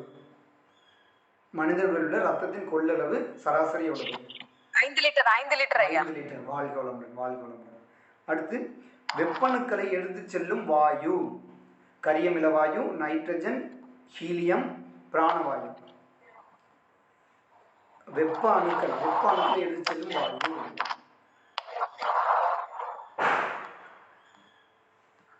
கரியமில வாயு, நைட்ரஜன், ஹீலியம், பிராணவாயு. இதயத்துக்கு எடுத்து செல்றதாயா? உடல் முழுவதுமே பிராணவாயு தான். உடல் முழுவதும் வருது பிராணவாயு தான். பிராணவாயு வந்து உங்க உடம்புக்குள்ள அப்படின்னு சொல்லிட்டாலே வந்து பாத்தீங்கன்னா நீங்க பிராணவாயு தான். எதுனாலன்னு பாத்தீங்கன்னா நம்ம உடம்புல மூச்சை உள்ள இழுக்கும் போது மட்டும்தான் எல்லா வாயும் சேர்ந்து உள்ள போகுது. உள்ள போயிடுச்சுன்னா அந்த உள்ள வந்து பார்த்தோன்னா நுரையீரலுக்குள்ள வந்து பார்த்தீங்கன்னா நிறைய விஷயங்கள் இருக்கு. அது தேவையில்லை உங்களுக்கு, அதனால வந்து நான் ஃபுல் டீட்டெயிலாக சொல்லலை. அதில் வந்து என்ன பண்ணோம்னா அந்த கரியமில வாயு, ஹைட்ரஜனு எல்லாத்தையுமே நீக்கிட்டு என்ன பண்ண, கரியமில வாயு எல்லாத்தையும் வெளியேற்றிட்டு ஆக்சிஜன் மட்டும்தான் உடம்புக்குள்ள சுற்றிக்கிட்டே இருக்கும். சரியா? அதனால தான் வந்து பார்த்தீங்கன்னா கொட்டாய் வர்றதுக்கு காரணம் என்ன சொல்லுவோம்?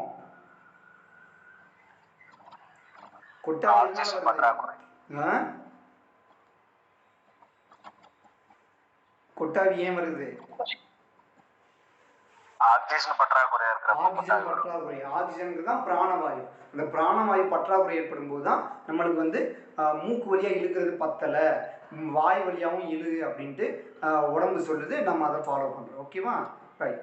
சரி, காயம்பட்ட இடத்துல வந்து ரத்தம் வெளியேறாமல் குறைய செய்கிறது எது? நீர், பிளாட்லெட்டு, பிளாஸ்மா, காரத்தன்மை. பிளாஸ்மா. பிளாஸ்மாவா? என்ன திருப்பி சொல்லுங்க. ரத்தம் வந்து ஒருத்தவங்க காயம்பட்டு ரத்தம் போயிட்டே இருக்கும்போது கொஞ்ச நேரம் கழிச்சு என்ன, ரத்தம் வந்து நின்று ஸ்டாப் ஆயிடுச்சு. தட்டு, நீங்க ஒன்றும் குழப்ப வேண்டாம். ஒரு தட்டு மாதிரி ஒரு கைன்னு கை மாதிரி வச்சிங்கன்னா மூடிக்கிட்டீங்கன்னா என்னது, ரத்த தட்டு. கைங்கிறது தட்டு மாதிரி வச்சுக்கோங்க. தட்டு மூடிட்டீங்கன்னா ரத்தம் வெளியே வராது. ரத்த தட்டுகள் தான் ரத்தம் உரையை செய்யக்கூடியது. சரி, ஏபி ரத்த பிரிவினருக்கு எந்த ரத்த பிரிவினர் ரத்தம் கொடுக்கலாம்? ஏபி இருக்காரு, ஏபி குரூப் வந்து ரத்தம் தேவைப்படுது. அவர் யாருக்கு வந்து கொடுக்க முடியும்? ஏபிக்காரங்க யார்கிட்ட வாங்க முடியும்னா ஏபிகிட்ட மட்டும்தான் வாங்க முடியும். சரியா? ரத்தத்திற்கு சிவப்பு நிறம் தரும் ரசாயனம் பிளாஸ்மா, ஆக்சிஜன், ஹீமோகுளோபின், நீர். சிவப்பு நிறம் ஹீமோகுளோபின். சரி, ஏ, பி, ஏபி, ஓ ஆகிய 4 ரத்த பிரிவினர்ல எந்த பிரிவினர் ரத்தம் கொடுக்கலாம்? ஓ பிரிவினர் கொடுக்கும். ஓ பிரிவினர் வந்து ரத்தம் வந்து எல்லாருக்குமே கொடுக்க முடியும். ரைட். அடுத்து, நுரையீரல் வெளியேற்றும் வாயு. நுரையீரல் வந்து எந்த வாயு வெளியேறுது? ஆக்சிஜன் வெளியேறுது, நைட்ரஜன் வெளியேறுது, அமோனியம் வெளியேறுது, கார்பன் டை ஆக்சைடு வெளியேறுது. கார்பன் டை ஆக்சைடு தான் மெயினா நம்ம சொல்லணும். சரியா? ரைட். உயர் ரத்த அழுத்தத்தால் பாதிப்படையும் உறுப்புகள். அது இன்னும் நம்ம பார்க்கல, இப்பதான் நம்ம ரத்த அழுத்தம் வர்றோம், அதுக்கப்புறம் நம்ம இந்த கொஸ்டின் பார்த்துக்கலாம். சரியா? ரத்த அழுத்தம் ஒரு ஸ்லைடுக்கு வந்தது எல்லாரும் கேள்வி வந்து அடுத்து பார்த்துக்கலாம். ரத்த அழுத்தம் ஒரு மனிதனுடைய சராசரி ரத்த அழுத்தம் எவ்வளவு இருக்கணும்னா 120/80 மில்லிமீட்டர் பாதரசம் இருக்க வேண்டும். இதுதான் வந்து பார்த்தோன்னா காமனா இருக்க வேண்டிய சராசரி ரத்த அழுத்தம். எவ்வளவு? 120/80. சரியா? மில்லிமீட்டர் பாதரசம். ரைட். அந்த இதையும் அலகுகையும் ஞாபகம் வச்சுக்கோங்க. ஒருவேளை கொஞ்சம் டஃப்பாக கேட்குறேன்னு சொல்லிட்டு அந்த அலகு கேட்பாங்க. சரியா? மில்லிமீட்டர் பாதரசம் ஞாபகம் நோட் பண்ணிக்கோங்க. சரி, இப்போ 140/90 இருக்கு. சரியா? அதை வந்து குறைந்த ரத்த அழுத்தம் சொல்லுவோமா, அதிகமான ரத்த அழுத்தம் சொல்லுவோமா? குறைந்த ரத்த அழுத்தம். 140/90. நம்ம சராசரி வந்து 120/80. அதை விட என்ன இருக்கு? 140/90 என்ன இருக்கு? உயர் ரத்த அழுத்தம். கூடிடுச்சுன்னா உயர் ரத்த அழுத்தம் அப்படின்னு சொல்றாங்க. சரியா? நம்ம பயிற்சியில உயர் ரத்த அழுத்தம் இருக்கிறவங்க எந்த பயிற்சி செய்ய வேண்டும்? படுத்துக்க வேண்டியதான். சும்மா படுத்துக்கிட்டே பண்ணக்கூடிய பயிற்சி. மூச்சு பயிற்சி நாடு சுத்தி பண்றோம். படுத்துக்கிட்டே பண்ணக்கூடிய பயிற்சி அது. தசைநார் மூச்சு பயிற்சி இல்ல.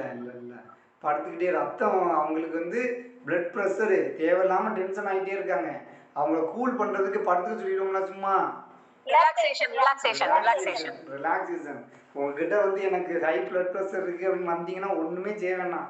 சும்மா எக்ஸசைஸ் எல்லாம் ரெண்டாவது நல்லா படுக்க விடுங்க. படுக்க விட்டீங்கன்னாவே அவர் ஆட்டோமேட்டிக்காக சரியாயிடும். டென்ஷன் ஆனதுனால மன அழுத்தத்தினால தான் அவர் அந்த மாதிரி வர்றாரு. சரியா? ரைட். மன இறுக்கம் உள்ளவர்களுக்கு தான் வந்து பார்த்தீங்கன்னா இந்த ரத்த அழுத்தம் வரும், அதிக ரத்த அழுத்தம் வரும்.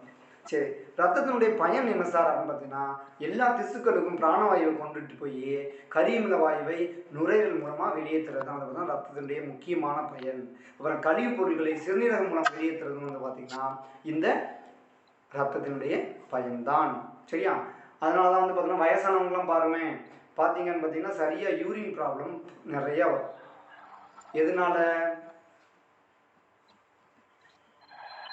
எதனால வயசாயிடுச்சுன்னா ரத்தம் யூரின் ப்ராப்ளம் வருது. ரத்த ஓட்டம் கம்மியாகிறது, ரத்த ஓட்டம் குறையுது. ரத்த ஓட்டம் குறையிறதுனால என்ன ஆகுதுன்னு பார்த்தீங்கன்னா யூரின் சரியாக பாஸ் பண்ண முடிய மாட்டேங்குது. ஓகேவா? அப்போ ரத்தத்தினுடைய பயன் என்னதான் அந்த சிறுநீரகம் மூலமாக கழிவுப்பொருளை வெளியேற்றுறது இதுதான் இந்த ரத்தம் தான். அதனால தான் ஏஜ் ஆக ஆக ஆக சிறுநீரகம் வந்து சரியாக கழிவுப்பொருளை வெளியேற்றுவது கிடையாது. அல்லது ஒன்று போகாது, சரியாக யூரின் போகாது, இல்லைன்னா என்னது கண்ட்ரோல் இல்லாமல் போகும். இது அந்த சிறுநீரக மண்டலம் பாதிப்படைஞ்சதுனால வரக்கூடிய ப்ராப்ளம். இது காரணம் என்ன, அந்த ரத்த ஓட்டம் ப்ராப்ளம் வர்றதுனால தான். அதனால் நம்முடைய வேதாத்ரி மகரிஷி அவர்கள் என்ன பண்ணிட்டாங்க, ரத்த ஓட்டம், வெப்ப ஓட்டம், காற்றோட்டம் மூணையும் சீராக வச்சுக்கிறதுக்கு உடற்பயிற்சி மட்டும் பண்ணிக்கிட்டே வாங்க. நம்மளுக்கு முதுமையில் வரக்கூடிய பலவிதமான பிரச்சனைகள் வந்து வர்றதற்கு வாய்ப்புகள் மிக மிக மிக மிக குறைவு. கிருமிகளை எதிர்த்து போராடி உடலை காக்கக்கூடியதும் இந்த ரத்தம் தான். எப்படி காக்கின்றது, எப்படி வந்து நம்ம எது வந்து குறிப்பா எது ரத்தத்தில் இருக்கிற எது வந்து கிருமிகளை எதிர்த்து போராடி உடலை காக்கிறது? ரத்த சிவப்பணுக்கள், ரத்த வெள்ளை அணுக்கள், ரத்த தட்டுக்கள், பிளாஸ்மா. எது? ரத்த தட்டுக்கள். ரத்த தட்டுக்களா? கிருமிகளை எதிர்த்து போராடி நம்மளுக்கு இம்யூனிட்டி பவர் நல்லா இருக்கணும். இம்யூனிட்டி பவர் நல்லா இருக்கணும்னா ரத்தம் நல்லா சுத்தணும். ரத்தம் நல்லா சுத்தணும்னா ரத்தத்தில் இருக்க எந்த பொருள் நல்லா இருந்துச்சுன்னா கிருமிகளை எதிர்த்து இம்யூனிட்டி பவர் கூடும். ஆஹா, இன்னும் ஒண்ணுதான் கதையை சொல்லியிருக்கேன், அதான் ஆன்சர் இல்ல. ரத்த சிவப்பணுக்கள் சொல்லிட்டீங்க. ரத்த வெள்ளை அணுக்கள், இம்யூனிட்டி பவர்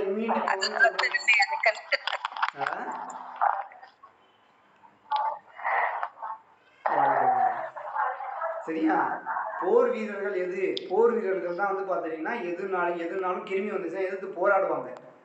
அந்த போர் வீரர்கள் எது நம்ம உடலில் இருக்கக்கூடிய ரத்தத்தில் எது வந்து போர் வீரர்கள் அப்படின்னா ரத்த வெள்ளை அணுக்கள் தான் போர் வீரர்கள்.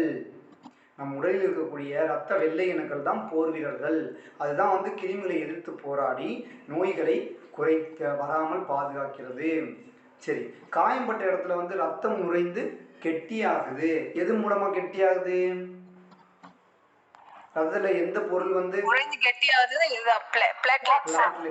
பிளாட்லெட்டுகள் அல்லது ரத்த தட்டுகள். ரைட்டா? ரைட். அடுத்து இதய அமைப்பு செயல்பாடு.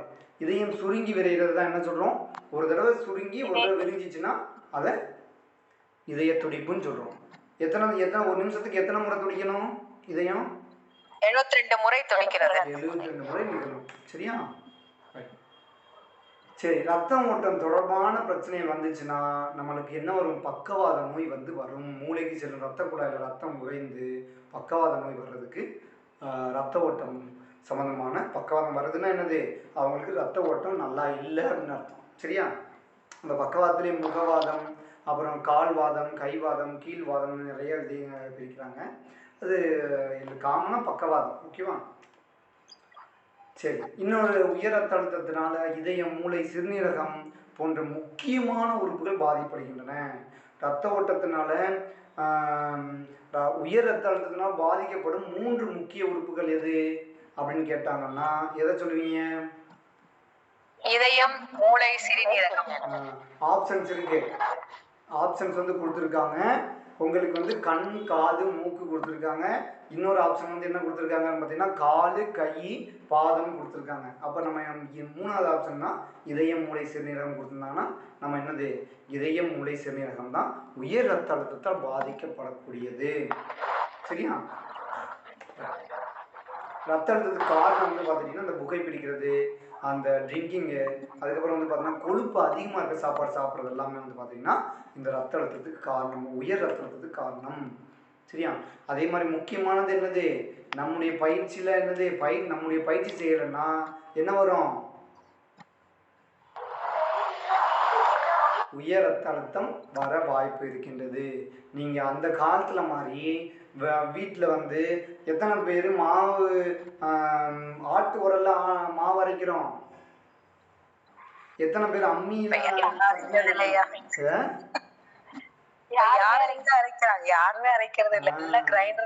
எல்லாம் அதனாலதான் நம்முடைய வேதாத்ரி மகரிஷி அவர்கள் உடற்பயிற்சி கொடுத்துட்டாரு. நீங்க அந்த வேலையெல்லாம் நீங்க கம்மி பண்ணதுனாலதான் நம்ம டெய்லி உடற்பயிற்சி செய்ய வேண்டியதா இருக்கு.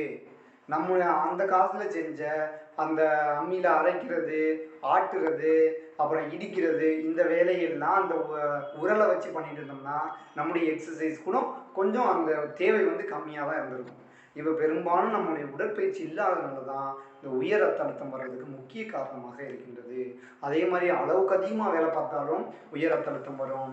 அப்புறம் ஒரு பரபரப்பான வாழ்க்கை, எப்பவுமே என்ன பண்ணுறோம், காலையில் என்ன பண்ணுறோம், ஆஃபீஸுக்கு போகணும்னா என்னது, அந்த டிராஃபிக்கில் சென்னையில் படப்படன்னு ஓடுறது, அதுவுமே வந்து பார்த்தோன்னா பிளட் ப்ரெஷர் கூடும்.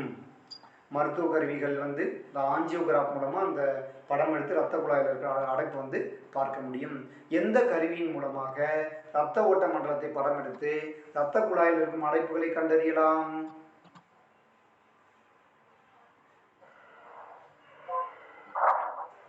ரெண்டாவது பாயிண்ட்ல இருக்கு, ஆஞ்சியோகிராஃப்.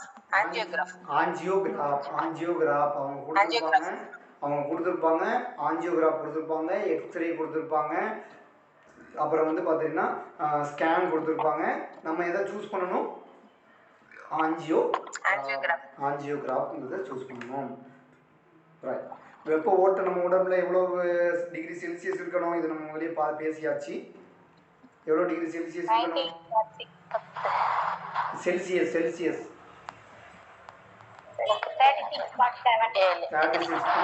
Degree Celsius. ஃபாரன்ஹீட் எவ்வளோ இருக்கணும்? 98.6 ஃபாரன்ஹீட் வந்து இருக்கணும். இது வெப்ப ஓட்டம். வெப்ப ஓட்டம் வந்து தியானத்தின் மூலமாக என்ன பண்ண முடியும்? நம்முடைய வெப்பத்தை, உடல் வெப்பத்தை சமச்சீராக பாதுகாக்க முடியும். ரைட். இந்த வெப்ப ஓட்ட மண்டலத்தில் தான் வந்து பார்த்தீங்கன்னா இந்த நரம்பு மண்டலம் வருகின்றது. உடம்புல இருக்கிற இந்த வெப்பத்தை கடத்தக்கூடியது எது? இந்த நரம்பு மண்டலம். ரத்தத்தை கடத்தக்கூடியது எது? நம்ம உடலில் எது ரத்த ஓட்டத்தை எந்த மண்டலம் ரத்த ஓட்டத்தை கடத்தும்? நரம்பு மண்டலம், ரத்த ஓட்ட மண்டலம், நரம்பு எலும்பு தசைகள் மண்டலம். எது ரத்த ஓட்டத்தை கடத்தும்?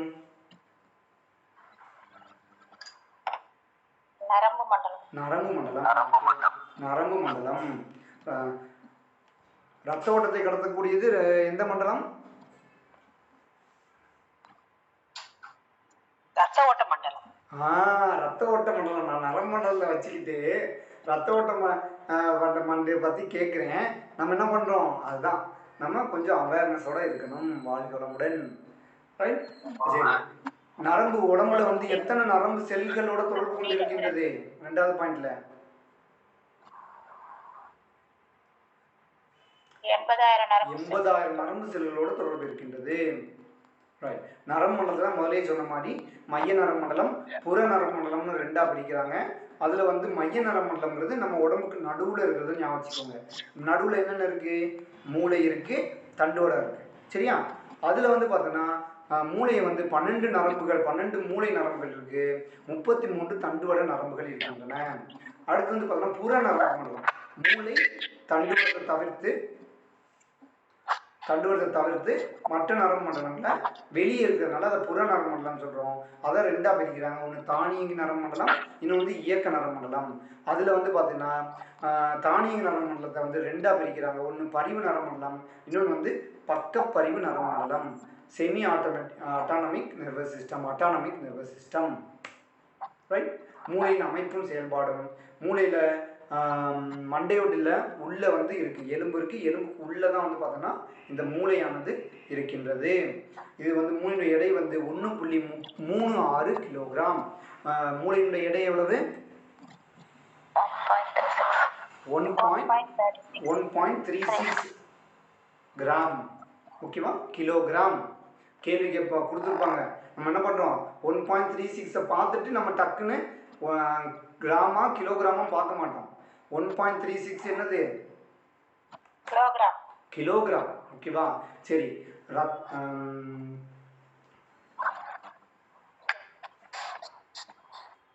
வெப்ப ஓட்டத்தை கடத்தக்கூடிய மண்டலம் எந்த மண்டலம்? வெப்ப ஓட்டத்தை கடத்தக்கூடிய மண்டலம் எந்த மண்டலம்?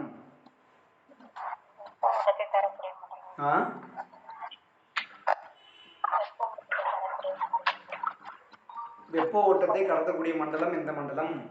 கொஞ்சம் அப்படியே உள்ளே இருங்க. எந்த சிந்தனையும் இல்லாமல் இதுவே நம்ம தியானத்தை நம்ம உட்காந்து கண்ணை மூடிட்டு இருக்கிறதா ஞானம் நினைக்காதீங்க. நம்ம எந்த செயல் செஞ்சாலுமே அந்த செயலில் வந்து முழு ஈடுபாட்டோடு இருந்தீங்கன்னா அதுவே ஒரு வகையான தியானம் தான். ஓகேவா? அது கான்சன்ட்ரேஷன், அதே நல்லா ஆழ்ந்து போகும்போது தான் தியானமும் மாறுது. ரைட்டா? பெரும்பாலும் நம்ம என்ன பண்ணோம், தியான நிலையிலேயே இருப்போம். ரைட்? வெப்ப ஓட்டத்தை கடக்கக்கூடிய மண்டலம் நரம்பு மண்டலம். நரம்பு மண்டலம் தான் வெப்ப ஓட்டத்தை கடக்கக்கூடியது. இருக்கிறதுலே மற்ற உயிரினங்களை விட மனிதனுடைய மூளை தான் பெருசு. மூளையை வந்து அமைப்பை வந்து 3ஆ பிரிக்கிறாங்க. ஒன்று பெருமூளை, சிறுமூளை, மூளை தண்டு. ரைட்டா? மூளை தண்டு. மூளையினுடைய அமைப்பு எத்தனை வகையா பிரிக்கிறாங்க? ஐயா ரொம்ப டிஸ்டர்பா இருக்குது ஐயா, ஒண்ணுமே சரியா கேட்க மாட்டேங்குது. அப்படியா? கொஞ்சம் மியூட்ல போட்டுக்கோங்க. யாரோட ஏதோ பின்னாடி வாய்ஸ் கேட்டுட்டே இருக்குன்னு நினைக்கிறேன். ஒரு டிஸ்டர்பன்ஸ். சௌந்தரியம்மா கொஞ்சம் டிஸ்டர்பன்ஸ் ரொம்ப இருக்கா, கேட்கவே மாட்டேங்குது. क्वेश्चन கேட்கவே மாட்டேங்குது. சௌந்தரியம்மா மியூட் பண்ணுங்க. கொஞ்சம் மியூட்ல போட்டுக்கோங்க. ஆன்சர் சொல்லும்போது நீங்க ஓபன் பண்ணிக்கங்கப்பா. ஆன்சர் சொல்லும்போது அந்த டைம்ல கொஞ்சம் மியூட் பண்ணிடுங்க. பின்னாடி பேக்ரவுண்ட் எல்லாம் கேக்குது.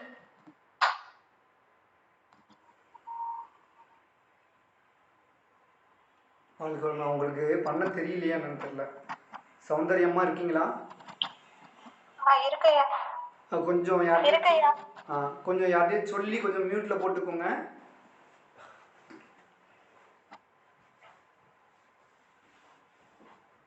வாழ்க்கை உங்க இது வந்து கொஞ்சம் சவுண்டு கேட்குது. அன்மியூட்ல இருக்கீங்க. சரி, மியூட்ல போட்டுக்கோங்க. வாழ்க்கை ரைட். இப்போ மூளையினுடைய அமைப்பு வந்து பார்த்துக்கிட்டிங்கன்னா 3 வகையாக பிரிக்கிறாங்க. ஒன்று வந்து பெருமூளை, சிறுமூளை, முகுளம் அல்லது மூளை தண்டு அப்படின்னு 3ஆ பிரிக்கிறாங்க. ஓகேவா? மூளையின் தண்டை வந்து நடுமூளை, பான்சு, முகுளம் என்ற 3ஆக பிரிக்கலாம். மூளை தண்டை 3ஆக பிரிக்கலாம். முதல்ல மூளை என்ன பண்ணுறாங்க, 3ஆக பிரிக்கிறாங்க. ஒன்று பெருமூளை, சிறுமூளை, அப்புறம் மூளை தண்டு அப்படின்னு 3ஆக பிரிக்கிறாங்க. அப்புறம் மூளை தண்டை என்ன பிரிக்கிறாங்க, நடுமூளை, முகுளம், பான்ஸ் அப்படின்ட்டு 3ஆக பிரிக்கின்றார்கள். ரெண்டுமே 3 தான். மூளையினுடைய அமைப்பை 3 எத்தனை பிரிக்கிறாங்க, 3, 4, 5 கொடுத்தா 3ங்கிறத சூஸ் பண்ணுங்க. மூளை தண்டை எத்தனை வகையாக பிரிக்கிறான்னு கேட்டானோ அதுவும் 3 தான். ரைட்? மூளை தண்டு வந்து பார்த்தீங்கன்னா சுவாசம், இதய துடிப்பு, தூக்கம், தூக்கத்திலிருந்து எழுறது, இது எல்லாத்தையுமே என்ன பண்ணுது, ஒழுங்குபடுத்துகின்றது. சரியா? அப்போ யாருக்காச்சும் தூக்கம் சரியாக வரலன்னு பார்த்தோன்னா அந்த மூளை தண்டில் ப்ராப்ளம் இருக்குன்னு அர்த்தம். சரியா? அடுத்து மூளையினுடைய வளப்பகுதி. மூளையினுடைய வளப்பகுதி வந்து அதுதான் வந்து பார்த்தீங்கன்னா இந்த ஆன்மீகம், அறிவுக்கு அப்பாற்பட்ட சிந்தனைகள், இது எல்லாத்தையுமே சிந்தனை பண்ணுறது எல்லாமே மூளையினுடைய வளப்பகுதி. அப்புறம் மூளையினுடைய வளப்பகுதி தான் வந்து பார்த்தீங்கன்னா நீங்கள் தியானம் பண்ணும்போது எந்த மூளை வேலை செய்யுது அப்படின்னு பார்த்தீங்கன்னா மூளையினுடைய வளப்பகுதி தான் வந்து வேலை செய்கின்றது. சரியா? அப்புறம் இடப்பகுதினால என்ன சார் பலன் அப்படின்னு கேட்டிங்கன்னா இடப்பகுதியின் மூலமாக தான் நம்ம மொழி, கணிதம், காலம், வரலாறு, நினைவு கூறுதல் இது எல்லாமே எதில் தான் வருது, இந்த மூளையினுடைய இடப்பகுதி.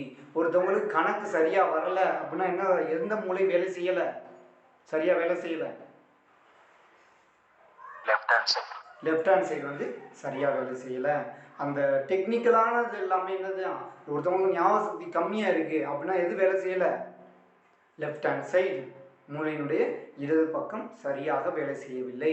நம்முடைய தியானம் பண்ணால் இந்த வலப்பக்க மூளை, இடப்பக்க மூளை ரெண்டையுமே வந்து ஆக்டிவேட் பண்ணும். மூளையில் இருக்கக்கூடிய சுரப்பிகள், என்னென்ன சுரப்பிகள் இருக்கின்றன நம்மளுக்கு, என்னென்ன தியானம், ஆக்கினை தியானம், துரிய தியானம். ஆக்கினை தியானத்தில் எந்த சுரப்பி வேலை செய்கிறது, பிட்யூட்டரி சுரப்பி வேலை செய்கிறது. துரிய தியானத்தில் எந்த சுரப்பி வேலை செய்கின்றது, பீனியல் சுரப்பி வேலை செய்கின்றது. தண்டுவடம் மைய நரம்பண்டலத்தில் 2வது பகுதி தான் என்ன சொல்றாங்கன்னு பார்த்தீங்கன்னா தண்டுவடம் அப்படின்னு சொல்றாங்க. மைய நரம்பண்டலத்தில் என்னென்ன பிரிக்கலாம்னு சொன்னோம், நம்ம மைய நரம்பண்டலத்தை எத்தனையாக பிரிக்க முடியும்,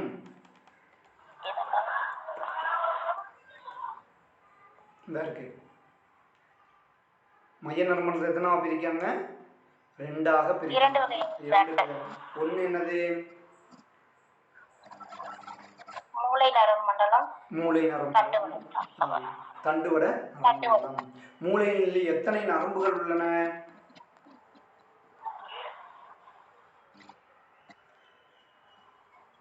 12 மூளை நரம்புகள். தண்டுவடம் நரம்புகள் எத்தனை? 33. சும்மா விளையாட்டா படிச்சுக்கோங்க, ரொம்ப கஷ்டப்பட்டுலாம் ரொம்ப இது பண்ணாதீங்க. சரியா? ரிலாக்ஸா படிச்சுக்கோங்க. தியானம் பண்ணுறது தான் ரொம்ப ரொம்ப முக்கியமானது. நம்முடைய உடற்பயிற்சி பழகணும். நம்முடைய பக்கத்தில் இருக்கிற நம்ம அறிவு திருக்கோயிலை சிறப்பாக பயன்படுத்தி கொள்ளுங்கள். தண்டுவடத்தினுடைய செயல்கள் என்ன அப்படின்னு பார்த்தீங்கன்னா, புறநுண்ம அனுப்பும் செய்திகளை மூளைக்கு அனுப்புறது எது அப்படின்னு பார்த்தீங்கன்னா, இப்போ நான் பேசணும்னு நினைக்கிறேன், அது என்ன ஆகுன்னு பார்த்தீங்கன்னா மூளை தண்டுவட வழியாக மூளைக்கு போயிட்டு அது என்னுடைய வாய் வழியாக வார்த்தைகளாக வெளிவருகின்றன. மூளையில் எழுதும் கட்டளைகளை வந்து உடலின் பல பகுதிக்கு கொண்டு போய் சேர்க்கிறது. மூளை வந்து என்ன செய்யுது? கையை தூக்குதுன்னு சொன்னிச்சுன்னா கை தூக்கும். சரியா? அப்போ காலை தூக்குன்னு சொன்னால் காலை தூக்கும். மகராசனம் பண்ணு அப்படின்னு சொன்னால் பண்ணும். அப்போ எல்லாத்தையுமே கண்ட்ரோல் பண்ணுறது என்னதுன்னு பார்த்தோன்னா இந்த மூளை இரும் கட்டளைகளை பல பகுதியில் கொண்டு போய் சேர்க்கிறது தான் இந்த தண்டுவடம். சரியா? அதனால் மகரிஷி அவர்கள் இந்த தண்டுவடத்தை ஆக்டிவேட் பண்ணுறதுக்கு என்ன பயிற்சி கொடுத்துருக்காரு? மகராசனம். இல்லை இல்லை, பயிற்சி உடற்பயிற்சி. உடற்பயிற்சி என்ன பயிற்சி கொடுத்துருக்காரு? தண்டுவடத்தை மகராசனம் 1 2. புற நரம்புலாம் இயக்க நரம்புலாம் தானியங்கி நரம்புலாம். கொஞ்சம் வேகமாக பார்த்துட்டு நம்ம அடுத்து கொஞ்சம் கொஸ்டின் லைட்டாக பார்த்துக்கலாம். சரியா? கையை அசைக்கிறது, வாயை அசைக்கிறதெல்லாம் இயக்க நரம்புலாம். தானியங்கள் தன்னிச்சையாக நடக்கிறதுலாம் இதய, நுரையீரல், சிறுநீரகம், கண் சுருங்கிறது, கண் மணி சுருங்கிறது எல்லாமே இந்த தானியங்கி நரம்புலாம். பரிவு நரம்புலங்கிறது கோபப்படுறது, அப்புறம் கவலைப்படுறது, இது எல்லாத்தையுமே வந்து பார்த்தோன்னா இந்த பரிவு நரம்புலம் வந்து செயல்பட வைக்கின்றது. பக்கப்பரிவு நரம்புலம் வந்து பார்த்தீங்கன்னா நரம்புலத்தின் செயல்பாடு தடைப்பட்டுச்சுன்னா உடல் உறுப்புகளில் அனைத்து செயல்பாடுகளுமே என்னாகும்? தடைப்பட்டுவிடும். அடுத்து சுவாச மண்டலம். சுவாச மண்டலம் நம்ம பார்த்தாச்சு. ஆக்சிஜன் உள்ள எடுத்து காரியமுள்ள வாய் வெளியிடுது. அதை திரும்ப திரும்ப மாற்றி மாற்றி கேட்பாங்க. சரியா? ரைட்டா? இதை நம்ம பார்த்தது தான் ஓரளவு.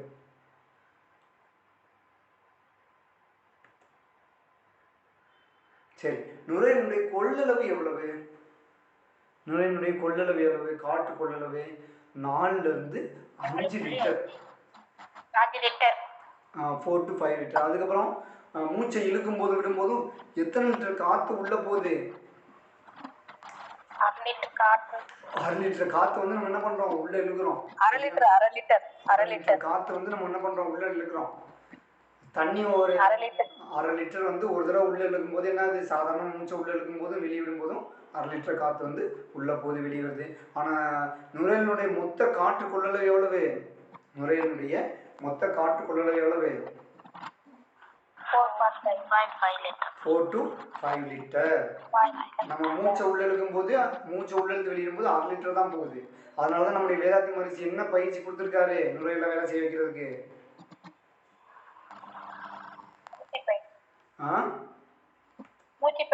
மூச்சு பயிற்சி, நுரையீரல் பயிற்சி. ரைட்? சீரண மண்டலம் இது அன்னைக்கே கொஞ்சம் பார்த்தாச்சு. உணவு பாதை, இரைப்பை, சிறுகுடல், வாயிலிருந்து இந்த உணவு பாதை வந்து ஸ்டார்ட் ஆகுது, தெரிஞ்சது நல்லா இருக்கும். சரியா? டைஜஸ்டனு. பற்களில் வந்து பார்த்தோன்னா ஒரு இது கேட்பாங்க, பற்களுடைய வகைகள் வந்து கேட்பாங்க. சரியா? பற்களில் வந்து பார்த்தோன்னா வெட்டும் பல்லு, கோரை பல்லு, முன் கடவாய் பல்லு, கடவாய் பல்லு அப்படிங்கிற மாதிரி 4 வகையாக பிரிக்கின்றார்கள். ஏதாச்சும் ஒரு வாசிங்க பார்க்கலாம் டக்குன்னு. பற்களின் வகைகள் ஏதாச்சும் வாசிங்க பாஸ்து. பற்களின் வகைகள் என்னென்ன? anyone please வாழ்க வளமுடன். வெட்டும் பல், கோரை பல், கடவாய் பற்கள். வாழ்கம் சௌந்தரியமாக இவங்களும் வாழ்க வளமுடன். இரைப்பை செரித்தல்ல முக்கிய பங்கு வகிக்கின்றது. இரைப்பை நீர் வந்து பார்த்தோன்னா 1500 to 2500 மில்லிலிட்டர் இரைப்பை நீரை சுரக்கின்றது ஒரு நாளைக்கு. 1500 to 2000. இதெல்லாம் ரொம்ப டீப்பாக கேட்க மாட்டாங்க. சரியா? சிறுகுடல் ரத்தத்தை உறிஞ்சி கல்லீரலுக்கு எடுத்துட்டு போய் அங்கே என்ன பண்ணுது, ரத்தமாக மாற்றி அப்புறம் இதயத்துக்கு கொண்டு போய் அங்கேருந்து ரத்த ஓட்ட மண்டலம் மூலமாக எல்லா செல்லுகளுக்கும் பரவ செய்யுது. சரியா? அப்புறம் கழிவு நீக்க மண்டலம்ங்கிறது செரிமானம், சுவாசம், சுத்திகரிப்பு, இது எல்லாத்தையுமே என்னது, ஆக்சிகரணம் நடைபெறுகிறது. அந்த ஆக்சிகரணம் மூலமாக ஒரு வேதிவினை நடந்து அதில் மூலமாக வரக்கூடியதான் கழிவுகள் அப்படின்னு சொல்கிறாங்க. உடல் உண்டாகும் கழிவுகளை வெளியேற்றும் பணியினை நுரையீரல், தோல், பெருங்குடல், சிறுகுடல் அப்புறம் போன்ற உடல் உறுப்புகள் வந்து இயல்பாக செய்து வருகின்றன. இப்போ ஒரு கழிவு நீக்கம் நடக்கலை அப்படின்னா என்னாகும், இந்த வேலை இந்த அந்த தோல் சரியாக வேலை செய்யலை, நுரையீரல், பெருங்குடல் இதெல்லாம் ஏதோ ப்ராப்ளம் ஆயிடுச்சு, சிறுநீரகம் ப்ராப்ளம் ஆயிடுச்சுன்னா நம்மளுக்கு கழிவு நீக்கம் சரியாக நடைபெறாது. உடலில் பீனிஸ் வடிவத்தில் வந்து 2 சிறுநீரகங்கள் பீனிஸ் வடிவத்தில் அவர விதைன்னு சொல்லுவாங்க. அந்த மாதிரி 2 சிறுநீரகங்கள் வந்து சைடில் இடுப்பகுதியில் இருக்குது. இதில் வந்து 125லேருந்து 170 கிராம் வந்து ஏறத்தாழ இருக்கின்றது. மேல்புறத்தில் வந்து தொப்பி போல இருக்கிறது அட்ரினல் சுரப்பி ஆக்டிவேட் பண்ணக்கூடிய தியானம் என்னது, எந்த கிளாண்டு, நம்முடைய தியானத்தில் 9 மைய தியானத்தில் சுவாதிஷ்டானம் தான் தியானம் பண்ணீங்கன்னா நம்ம என்ன பண்ணுவோம், அட்ரினல் சுரப்பி வேலை செய்யும்.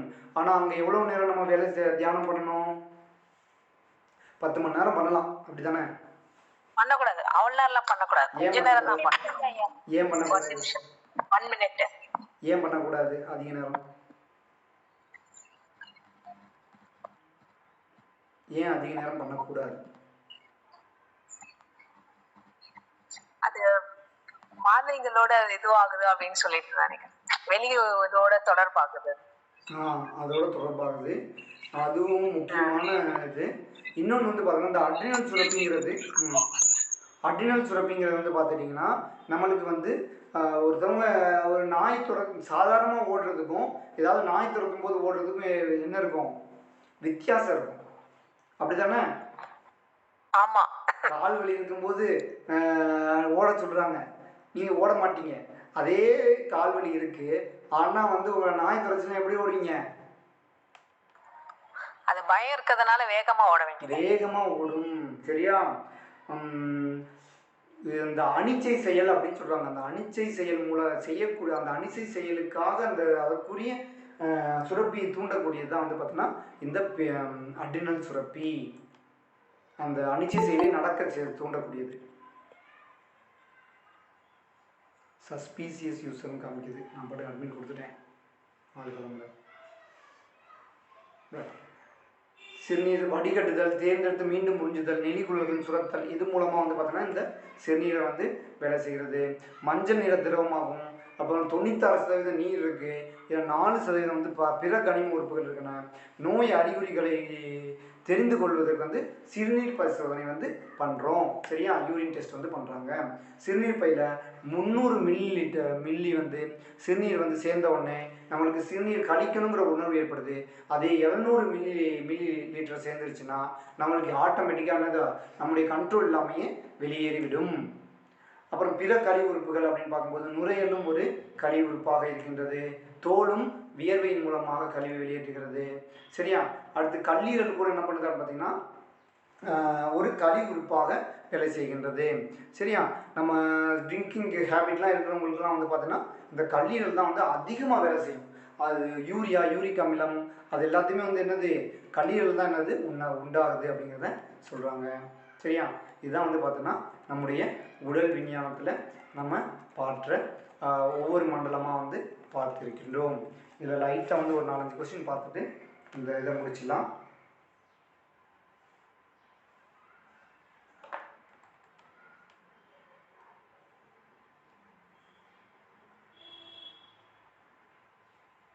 Right, okay. அப்படி கேள்விக்கு ரெடி ஆகிடுங்க. ஒரு 2 நிமிஷத்தில் கேள்வி மட்டும் பார்த்துட்டு லைட்டாக ஒரு 5 நிமிஷம் மட்டும் பார்த்துட்டு முடிச்சிடலாம். ஒரு நரம்பு செல் எத்தனை நரம்புகளுடன் தொடர்பு கொள்கின்றன? 20,000 நரம்புகள், 35,000 நரம்புகள், 20,000 நரம்புகள், 35,000 நரம்புகள், 80,000 நரம்புகள். எது? எனிவன் வாழ்க வளமுடன். ஒரு நரம்பு செல் 20,000. 80,000 80,000. மனித மூளையின் இயல்பான எடை எவ்வளவு? 2 kilogram, 1.8 kilogram, 1.36 kilogram, 1.35 kilogram. 1.35 kilogram. 36 கரெக்டா? சரியா? மூளையில் உள்ள சுரப்பிகள் என்னென்ன? தைராய்டு, பாராதைராய்டு, இன்சுலின், பிட்யூட்டரி, பித்தனி. மூளையில் இருக்கக்கூடிய சுரப்பிகள் இப்பதான் பார்த்தோம். Thyroid, parathyroid, pituitary, pineal, insulin, அப்புறம் வந்து பித்தனி, பிட்யூட்டரி, பீனியல். சரியா? ரைட். அடுத்து வந்து மைய நரம்பு மண்டலத்தில் இரண்டாவது பகுதி எது? மைய நரம்பு மண்டலத்தில் எத்தனை பகுதிகள் இருக்கின்றன? ஒன்று வந்து என்னது? மூளை. இன்னொன்று என்னது? தண்டுவடம். சரியா? மைய நரம்பு இரண்டாவது பகுதி தண்டுவடம். சரியா? அடுத்து வந்து பார்த்தோன்னா இதயம், நுரையீரல், சிறுநீரகம், ஜீரண உறுப்புகள் செயல்பாட்டை பராமரிக்கும் மண்டலம் எது? சீரண மண்டலம், எலும்பு மண்டலம், இயக்க நரம்பு மண்டலம், தானியங்கு நரம்பு மண்டலம். இதயம், நுரையீரல், சிறுநீரகம் இதெல்லாமே நம்முடைய கண்ட்ரோல்ல வேலை செய்தா அதுவா வேலை செய்தா? ஜீரண மண்டலம், எலும்பு மண்டலம், தானியங்கு நரம்பு மண்டலம், இயக்க நரம்பு மண்டலம்.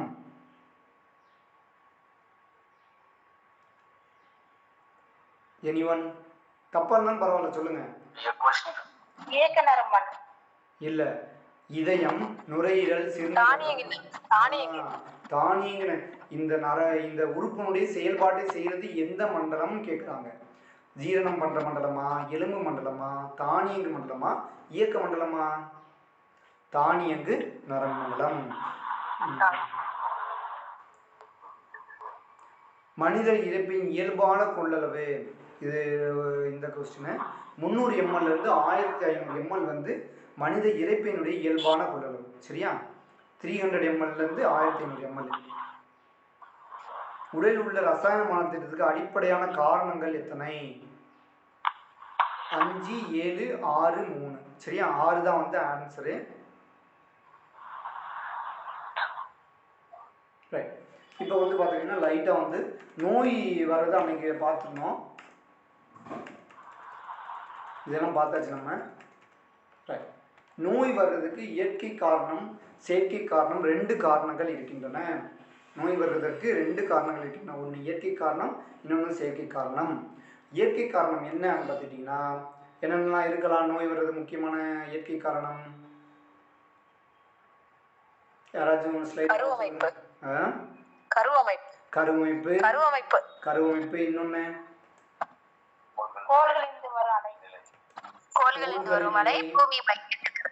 கருவமைப்பு, கொள்கை நிலை, சந்தர்ப்பத்தால் வரும் இயற்கை நிகழ்ச்சிகளின் மோதல். இதுதான் வந்து பார்த்துட்டீங்கன்னா நோய்கள் வருவதற்கு முக்கிய காரணங்கள். எப்படி நம்ம கருவமைப்பு மூலமா எப்படி நோய் வரும்? என்னுடைய ஜெனடிக்கா இருக்கும். ஜெனடிக்கா வரும். தொடர் வழியா, கரு வழியா வர்றது. அதாவது டிஎன்ஏ, ஆர்என்ஏ, ஜெனடிக் அல்லது வந்து குரோமோசோம், டிஎன்ஏ அப்படிங்கிற வார்த்தையை நீங்க யூஸ் பண்ணுங்க. ஓகேவா? ரைட். அடுத்து சுகர் இருக்குன்னா அம்மாவுக்கு சுகர், தாத்தாவுக்கு சுகர் இருக்குன்னா பேரனுக்கு வர்றதுக்கு வாய்ப்பு இருக்கு. தாத்தாவுக்கு வந்து பார்த்தோன்னா ஏதாவது வந்து ஹார்ட் ப்ராப்ளம் இருந்துச்சுன்னா இவங்களுக்கு வர்றதுக்கு வாய்ப்பு இருக்கு. கோள்கள் நிலைகளும் வந்து பார்த்தோன்னா நம்முடைய உடலில் நோய்கள் வர்றதுக்கு முக்கிய காரணங்களாக இருக்கின்றன. உதாரணத்துக்கு நரம்பு மண்டலம் இருந்துச்சுன்னா அது எந்த கோளோட தொடர்புடையது? நரம்பு மண்டலம் பாதிப்பு இருந்துச்சுன்னா சனியோட தொடர்புடையது.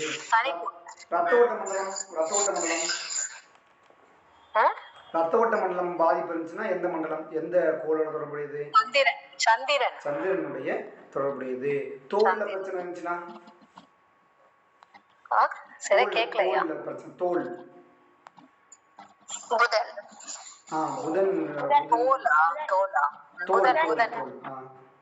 மியூட்ல போட்டுக்கோங்க. ஆன்சர் சொல்லிட்டீங்கன்னா வாழ்க்கை மியூட்ல போடுங்கப்பா. ரொம்ப டிஸ்டர்பா இருக்கு பின்னாடி, கேட்கவே மாட்டேங்குது. क्वेश्चनே கேட்க மாட்டேங்குது ஐயா. அப்படியா?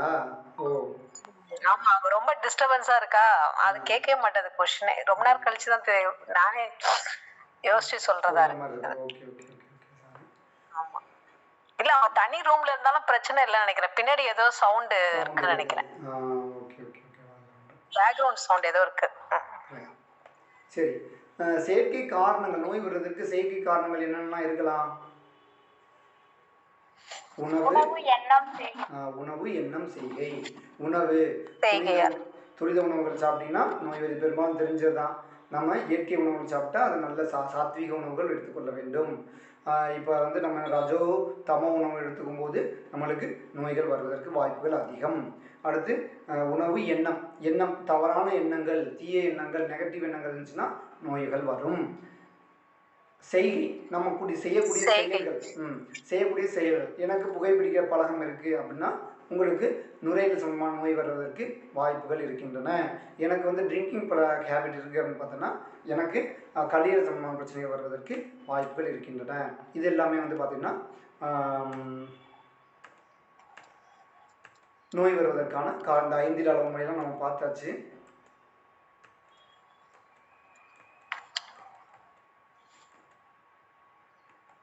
Right, okay.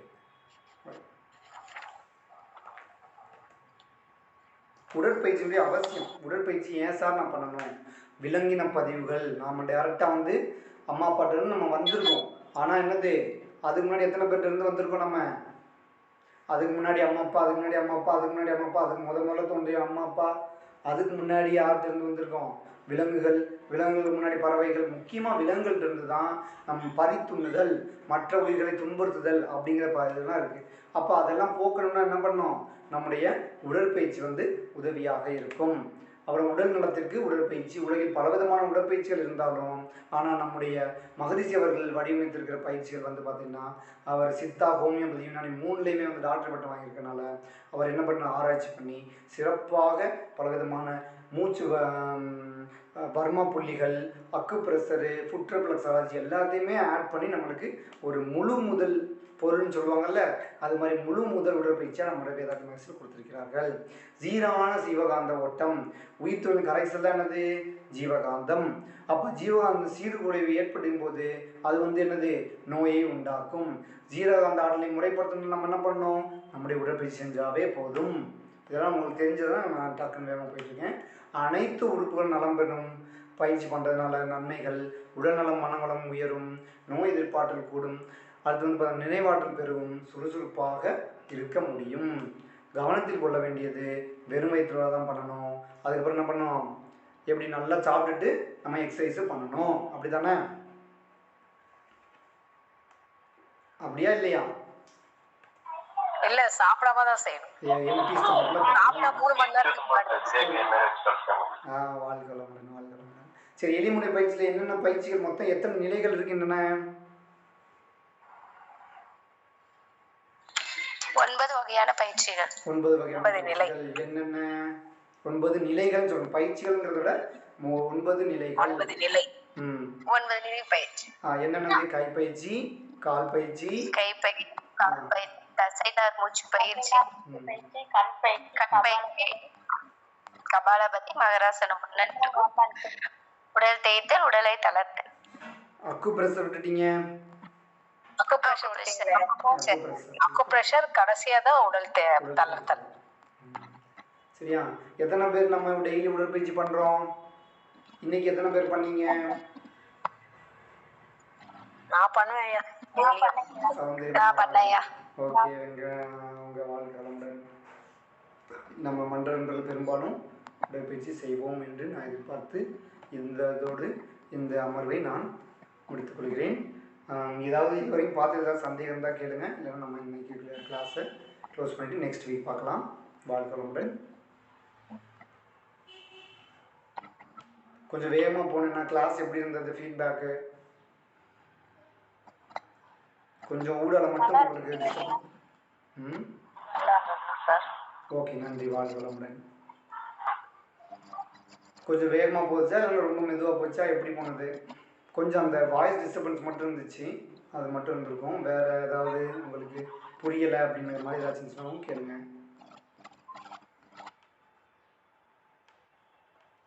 போரிங்காக போச்சா கிளாஸ் இன்னைக்கு?